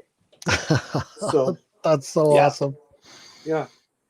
I love that idea. I love that idea. It's a great idea. We're going to do that. Yeah, bravo, Fry. Yeah. Yes! Score one for the home team. Like I said, I just want one. So honestly. Nice idea. So with what you were just saying and how you can look at a 7-year-old's art, have you thought about getting into education at all? Has that been, something you've considered? I have done that. I've taught Photoshop. I taught Photoshop to, when I first moved here, somebody asked me to teach a class on Photoshop. And it was really great because I said, okay, we're going to learn Photoshop by coloring comics. And my students were like a retired housewife, a 15-year-old kid, someone who did matte paintings for movies. So the range of students was pretty diverse. Like the one lady was never even touched a mouse before and was afraid to touch the mouse. And then I had this 15-year-old kid who could, he was way more sophisticated than even I was. And then I had a matte painter who didn't do digital, but did that was the range of students I had. And when I taught them how to color a comic book, they all got it. And it was like, and the reason that I was a good teacher is that I learned these digital tools when they were in their infancy. The first Mac came out and I was there for it. So like nobody knew how to use that tool. They had manuals that were very vague, but nobody had tutorials. nobody knew what they could do. Nobody knew what you could do with these things, right?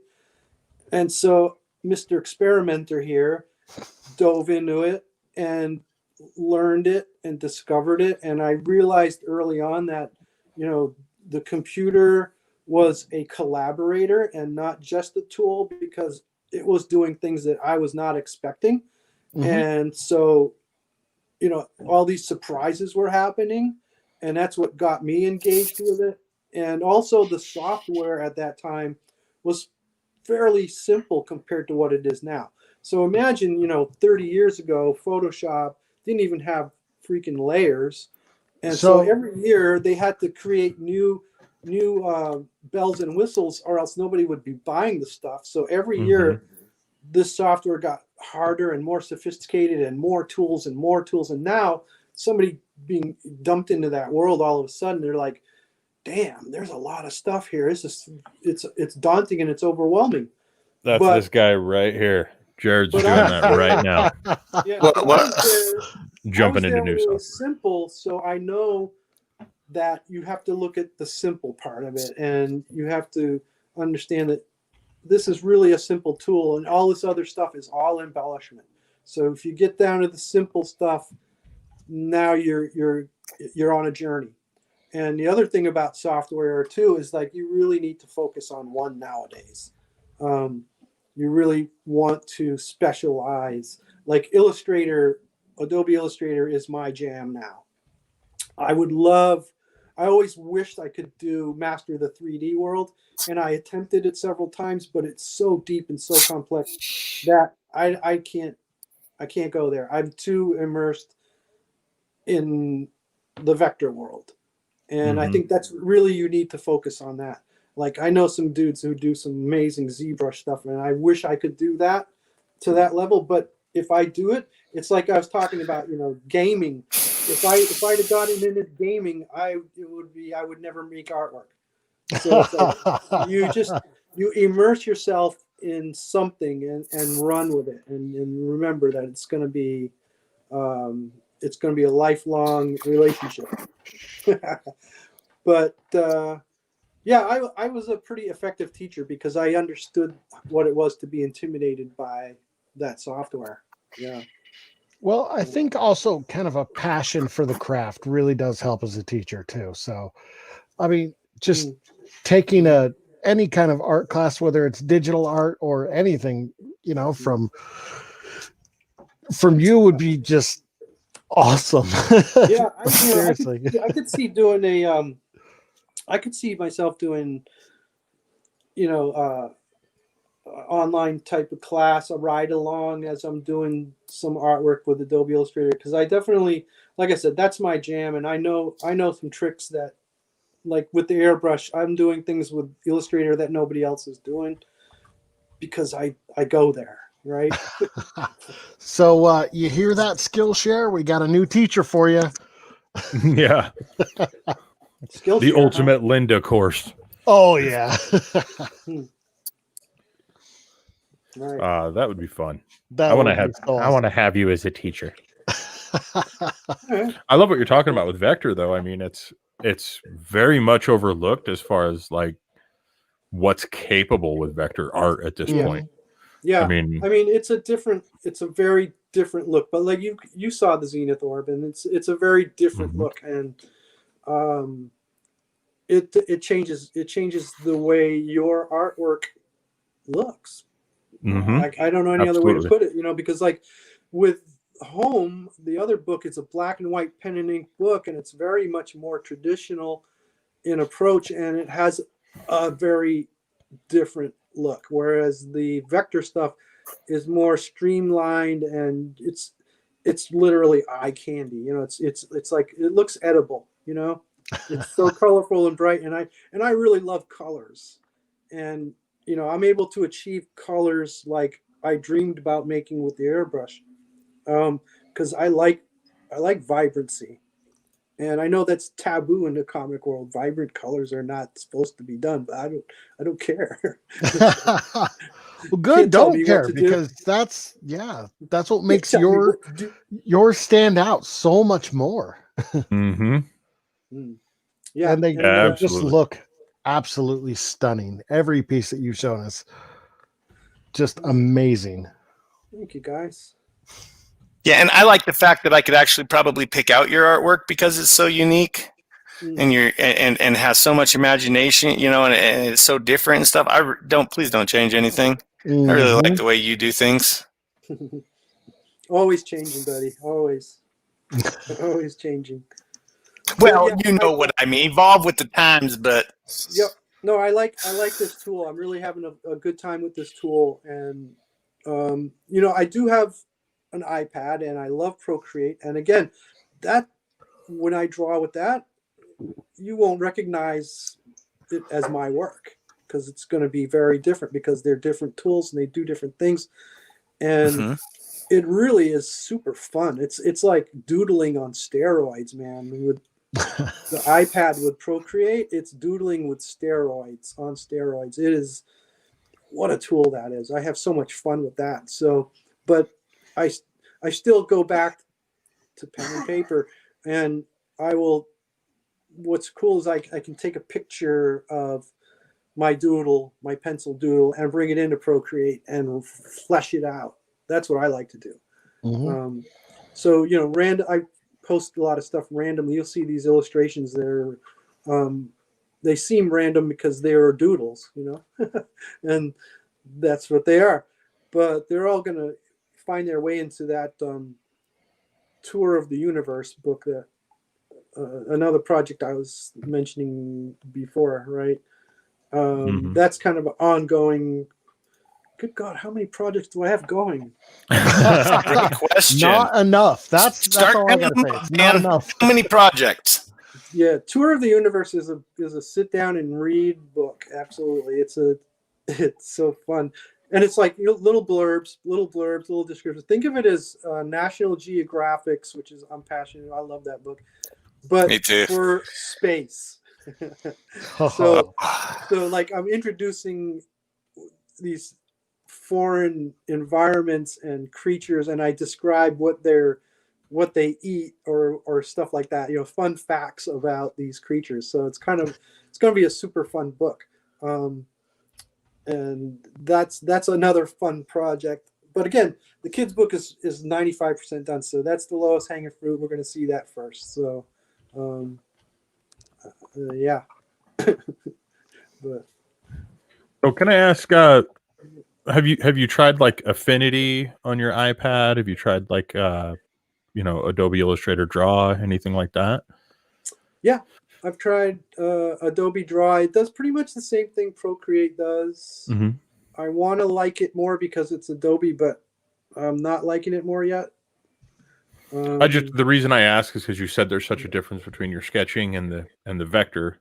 You know what I mean? I was just thinking that those two, since those two natively operate in vector format, that could kind of give the best of both worlds between those.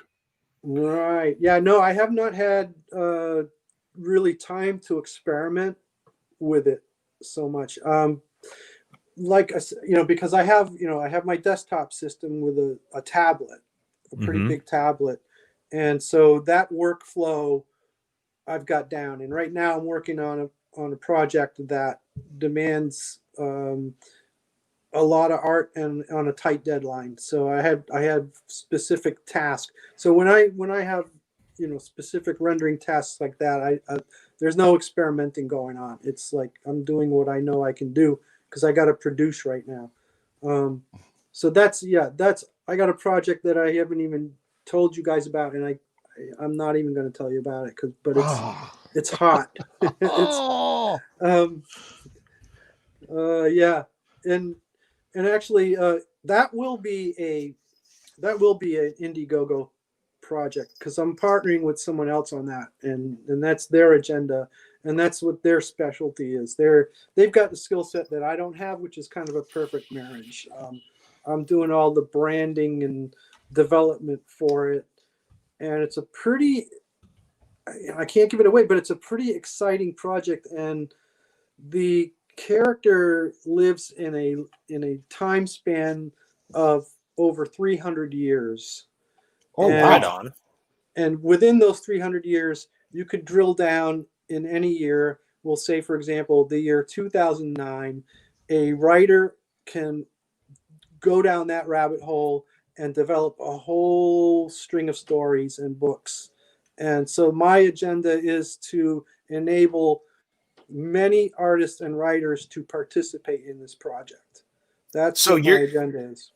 You're setting up kind of the overview of the character and the setting and all that stuff, where then someone like Matt or Fry, and I'm just using them as examples, they could come in and say, hey Dan, I really like this, could I contribute? And you'd be like, yeah, here's the Bible.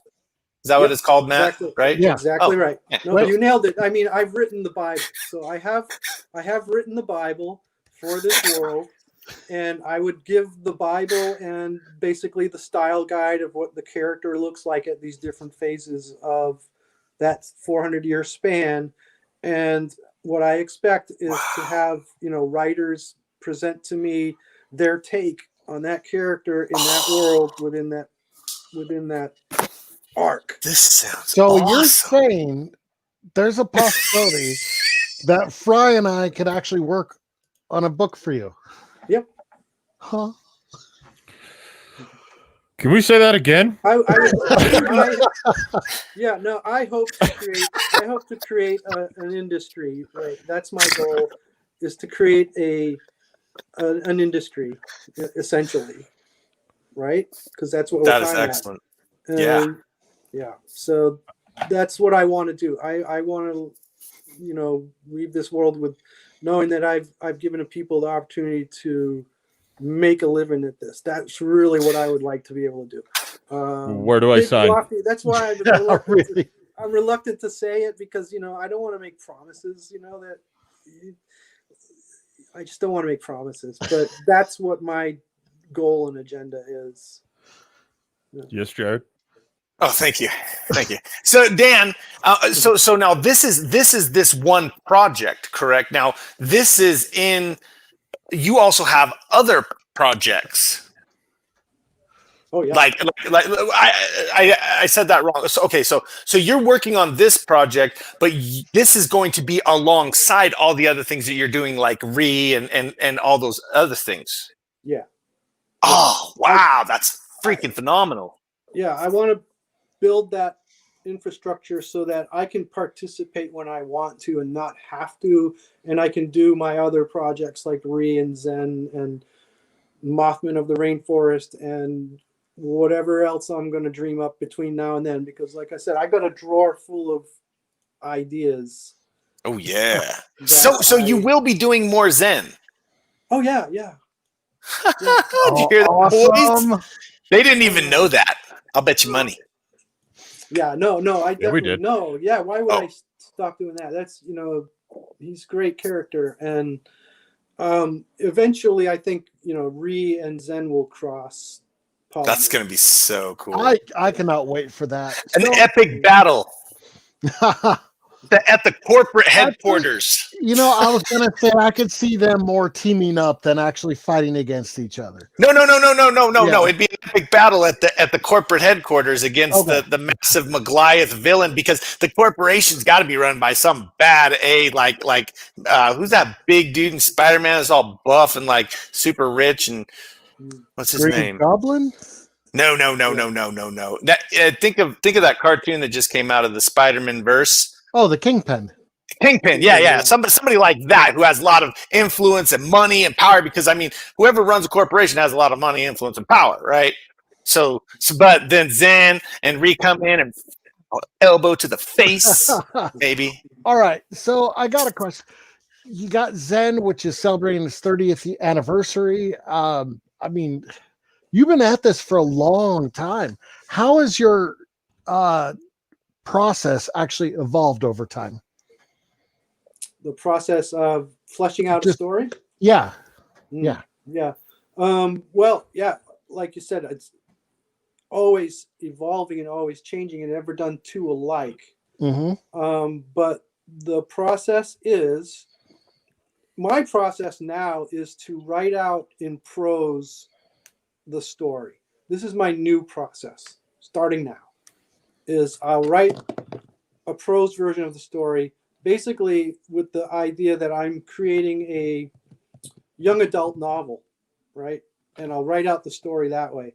And then I will take that and I will break it down into thumbnail sized layouts for a comic book, just so that I get the pacing. And in each one of those panels, I will write a description of what is happening at that time.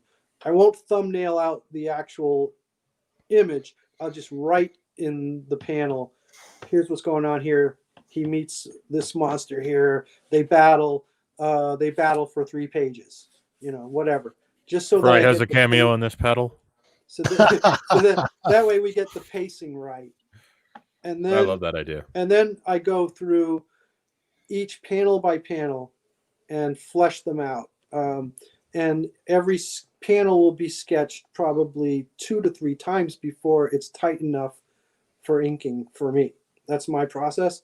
So yeah, I do everything 1 panel at a time.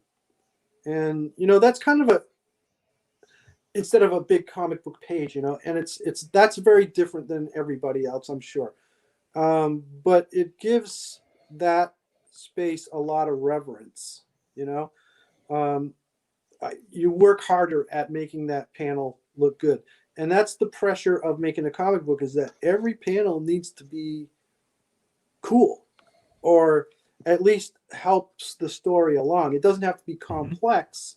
Sometimes simplicity is needed, but it still needs your best effort, right? And by looking at it panel by panel like that, I think I achieved that. Okay. Oh, wow. And so one of the things I'm going to be doing is I'm going to be, for home, I want to sell the books with a panel piece. In other words, when like an actual panel from when you made it? Yeah, I would like people to buy the book plus a piece of art. That's what I want. That is such a rad idea. That is such a rad idea. I got goosebumps. And so I want a panel. Dan, real quick for clarification for me, real quick. So you work out the panel like on a full piece of paper.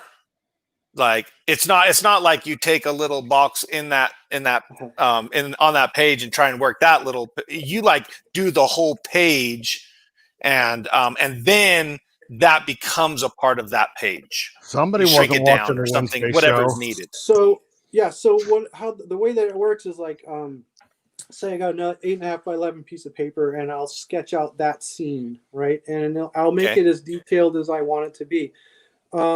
Before I ink it, though, I scan it and I make the layout, traditional comic book layout.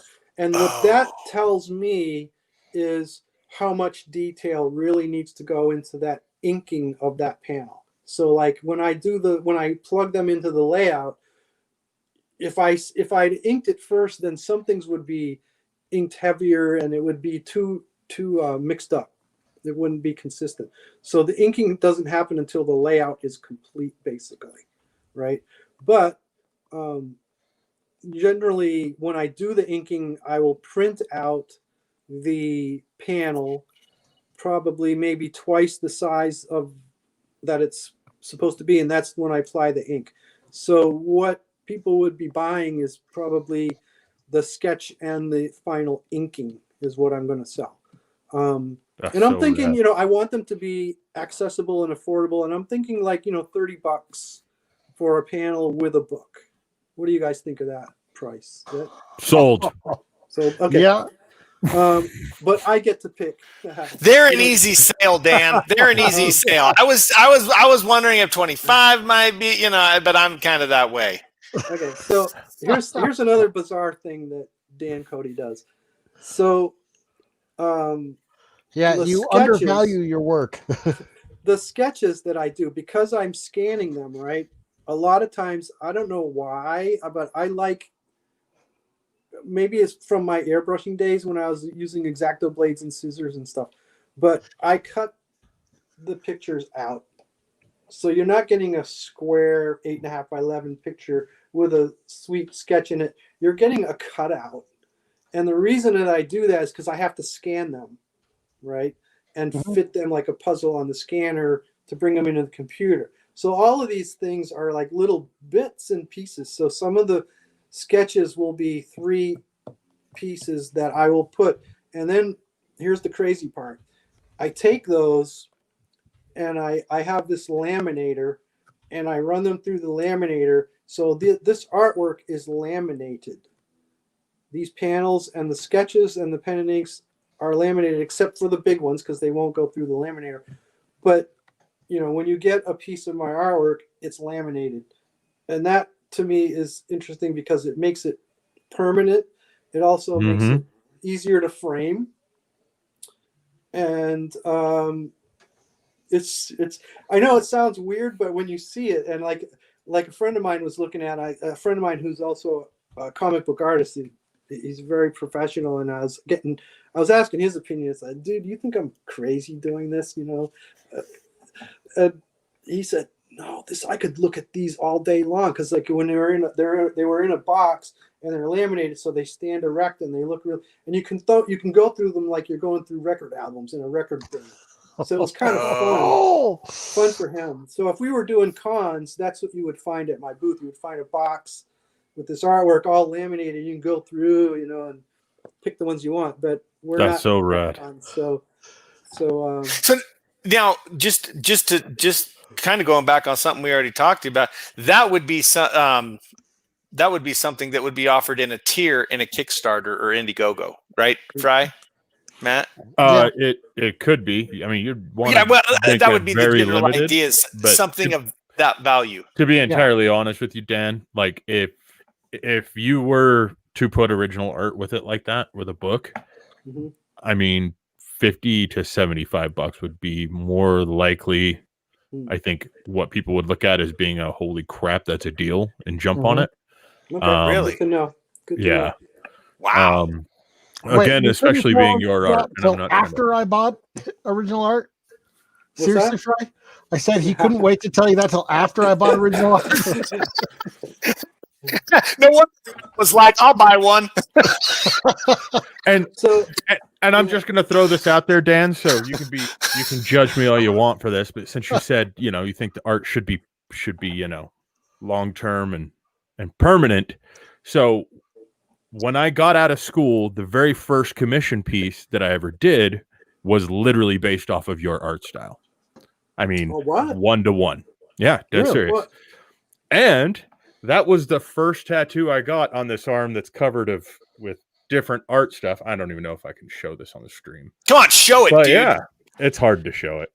But yeah, so if you look this way, it's it's all messy. I'll show it again. But so yeah, it's a mechanical horse, and I entirely used your style. And what's funny is these guys would even be able to tell you right now that I yell at everyone that's on our team and force them to make everything in vector. Not only because that's the style that I still use because of that piece, but because after you get used to using it, you realize you can scale it for anything. You realize you can use it anywhere. And so I'm just constantly like, no, guys, just everybody be quiet, listen to me, and we're doing everything in vector, and you're going to learn how. I can totally back him up on that, Dan. Yeah, he does. So they say that, you know, good artists, you know, borrow and great artists steal. So thank you for letting me be one of these people that got to steal a little bit from you. And I appreciate it, man. It's cool. So actually, very cool. There was a story about you meeting Dan for the first time. Is that right, Fry? Yeah, there's a little bit of a story. I didn't realize Dan was Dan until talking to him for like 5 minutes. Yeah, because we were at Amazing, and I saw the back of Dan's booth. You had like the Devil's Due comics thing was on the back of your banner there. Yeah, I was talking to Devil's Due at the time. Yeah, and so I was like, well, I'll go over and introduce myself. And so I walked up, and Dan was super polite and was like, yeah, I'm not Devil's Due, but you know, it's something in the past, and this happened, and we're doing this stuff, you know, first, and we just got to kind of talking, and I started looking around the booth, and I mean, we talked to so many creators, like you guys know, like 3/4 of the time we're more interested in that conversation. We forget to actually look around, and I started looking around, and I was like, God, there's a lot of Zen here, and he's just like, yeah, I'm Dan. And I was like, oh, hi, Dan. I'm Andrew. And then Dwight was like, hi, Dan, I'm Dwight. And then it clicked. And I was like, oh, shit, you're Dan. Hey, what? Yeah, I went back. I don't know. Dan probably wouldn't remember either, but I think probably like 9 times during that 2-day convention. Back to his That booth. was like Fry. Yeah. I do remember. Yeah, I do remember. That was like, I think that was the last con that I got to go to, actually. Oh, Was really? Is Fry the reason why? Yeah, totally. Wasn't there a Trump rally going on too at the same time? Yeah, it was like right next door. There's Trump. Oh, no rally there. kidding? Yeah. Oh, geez. That'd be Yeah. interesting. Yeah, I remember him calling me up. It's like, dude, I gotta talk with Dan. It was, oh man, you should have seen it. And he was just I was just like, whoa, dude, That was whoa, so cool. whoa. Yeah. And No, I he remember that. called me, and I was like, "Dude, what are you smoking? Like, calm down. Like, Yeah. what's going on? Well, I gotta talk to I Dan." totally remember that day because like you guys came up and you told me what you were doing, and I said I'm totally on board. I get it right away. I got it right away. That was And pretty cool. what you're doing is also groundbreaking. And me being the experimenter, I'm all in. I love what you're doing. And, Thank you. Yeah. Thank Oh, you. Dan Fetter is like, "I'm all in." Yes. I am yeah. so cutting that for a clip. Yeah, No Dan, that idea. means so much to us. I'm not even No, joking. Like, and everybody should know, Dan has contributed to the marketplace during our beta, so that people can enjoy and he's, as everyone knows, when you join into the marketplace, you get access to these comics. Dan is going full bore into comics. He needs to make money. Selling his comics, selling his artwork, and things of that nature. So please, everyone, get out there and support Dan. Support him any way that you can. Go to his website, check it out. Send him messages on Facebook and encourage him. I know that helps motivate him because he put that in the questionnaire. But please, because we want to see more from Dan. His stuff is incredible. His style is so unique, and it'll drive your own imagination, and the stories that, again, one you can see in the marketplace if you go and join up under Zen Boy. It's a fantastic journey, and it's just getting started. Like he said, he's introducing a whole new character in the next one, which we're hoping to see something of a Kickstarter or Indiegogo with, so that he's producing money, and we will be out of beta soon. And we will be helping make you money, Dan, because we want to see you get paid doing what you love. Us Absolutely. To love and enjoy. I mean, it is our pleasure to have you here. Completely our pleasure. Yeah, no, it's great. It's a great concept that you got going there. I love the marketplace, and I love the idea that it's blockchain based is a game changer, because now these digital comics are a tangible thing, and they're numbered, and they're Yep. you're able to number them and limit them and make them rare and scarce and desirable. For a creator, that's amazing. You can't even do that in regular comics. You could physically number them, but who's to say that's true? Well, in the physical world, when that rarity sells, the creator doesn't get paid. In our marketplace, every time that rarity is going to sell, the original creator is going to get paid. We are going to reinvent the industry so that the creator is getting the royalties they deserve.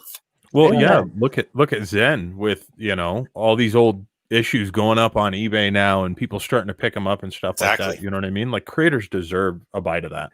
Yes, they do. And yes, they do. And here they do. That's remarkable. It really is. And also, what I also love about it is that you're not alienating the comic shop owners. They can come in here and do what they do best, and have a blast doing it. And I hope that they're getting that. Are you getting?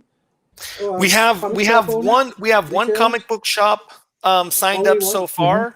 Only one. See, they really need it, especially now. They're struggling, and this is a place they can go. They really need to be here. So, yes, this is direct. This is right in line with their business model. They buy and sell comics, and the idea is they deal with the same problems that creators do, which is the expense up front, having to buy tons of issues to get that one that's going to make them money. You know, that business model is antiquated, where they're going to be able to come into this market. They're going to be able to actually buy and sell and trade and sponsor and invite people in, you know, because the one thing that comic book shops have that's really going to empower them is all the local creators and fans around them. I mean, they are the outreach point, right? They're like the Walmart of the Amazon wannabe like wish list. You know what I mean? They're that physical location. And so they're going to be able to bring these people in. Those people are going to help them make comic bucks. Those comic bucks will be then turned around into bread money. And we are going to save the comic book stores. You are 100% right, Dan. Thank you. Thank you so much for actually getting what we're doing. Getting it? Yeah, I get it. No, I get it. You're so awesome. You're so awesome. Well, it's, you know, like buying from the local coffee shop that I want them to stay in business, and right now they need me more than Starbucks does. So, you know. Yes, that's exactly right. And comic book shops, I feel, and Matt and Fry and you probably know this better than I, but I feel like they are the mom and pop shops of the comic book industry. You know, because it's always that person who loves comics so much, because it doesn't seem like you would go into or start a comic book shop to get rich, because you don't make that kind of money. But it's because you have a love for the industry. You have a love for the work and the creations and stuff like that. So I'm with you 100%. Support your local shops, people.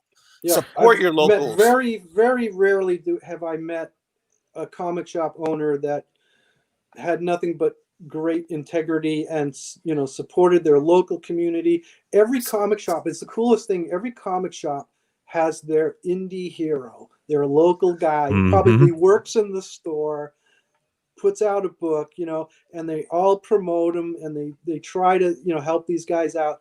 And, you know, here is an avenue right here for them to do that with. So, like, you know, for sure, man. Community, guys, what are you waiting for? I'm gonna cry. I'm trying not to.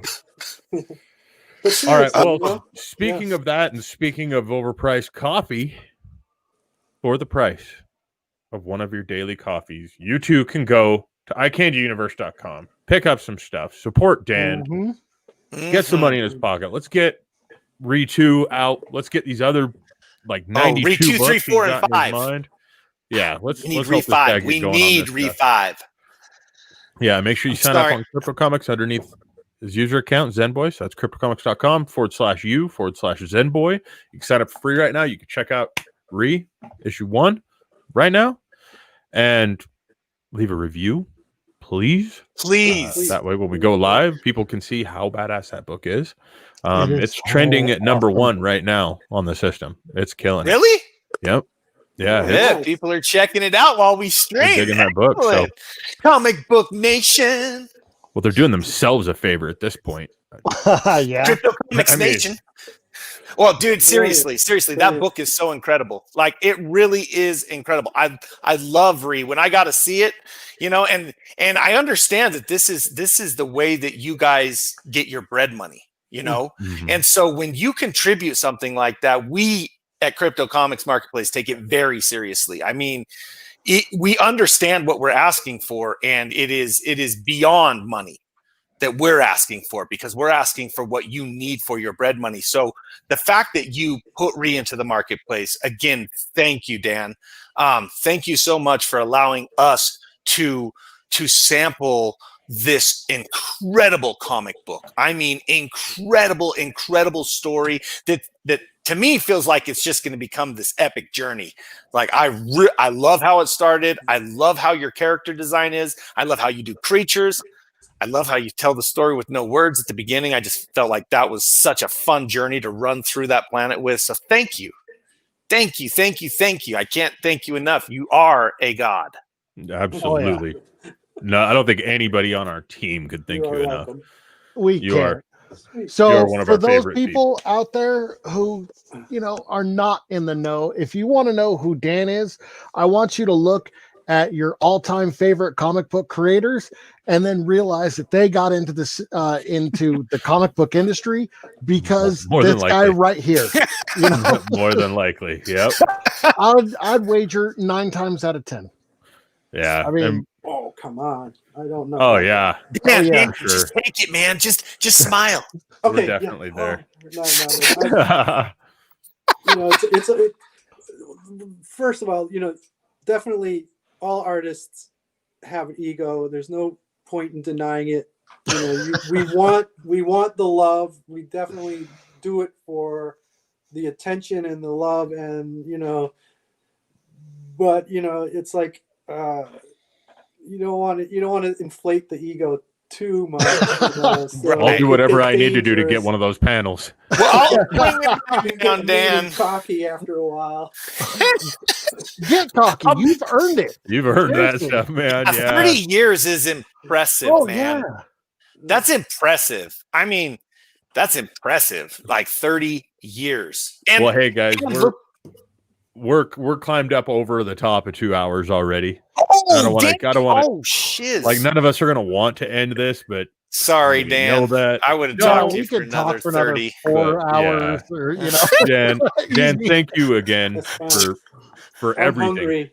Time For for everything, Dan. Thank you so much, and Thank You're welcome, you. guys. and thank you so much for joining us on the stream, man. It's so cool to just sit and you know what I mean. It's so cool. My kids are watching in the other room because this is sweet, and they don't Look care at their what Dad does.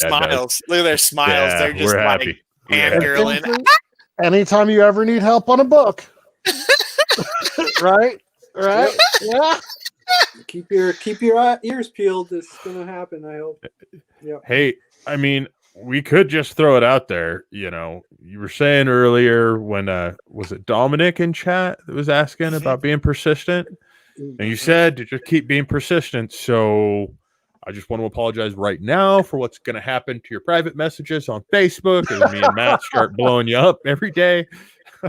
Let's say every day noon. Sound good? Yeah, yeah. Oh something my like that gosh. works for you? Oh my gosh. Hey, he said Don't to be let them persistent. affect your productivity, boys. You're right. We're trying to help, Jared. Yeah. I apologize. More Just focus remember. in the system. I swear that's what we're doing it for. Okay. Yeah. Okay. I'm cool with that. Yeah. Anybody watching, make sure to like and subscribe. We try to do this, Please about share every out. week. And make sure you share this out. Let's try to do what we can to get Dan's name out there. And why am I even saying that? He's Get Dan. Dan's name out there.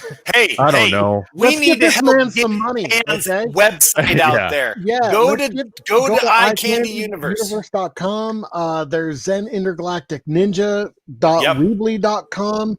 Come on, guys. Get out there. Support your all-time This is what it's all favorite about. artist. Come on. And then come back Much next week and appreciation. thank us for directing you to Dan's work. Yep. Because you're Yeah. welcome. Thank you very much. Thanks. And thank you again, Dan. Really appreciate right. it. And good night, everybody. Good night. Night.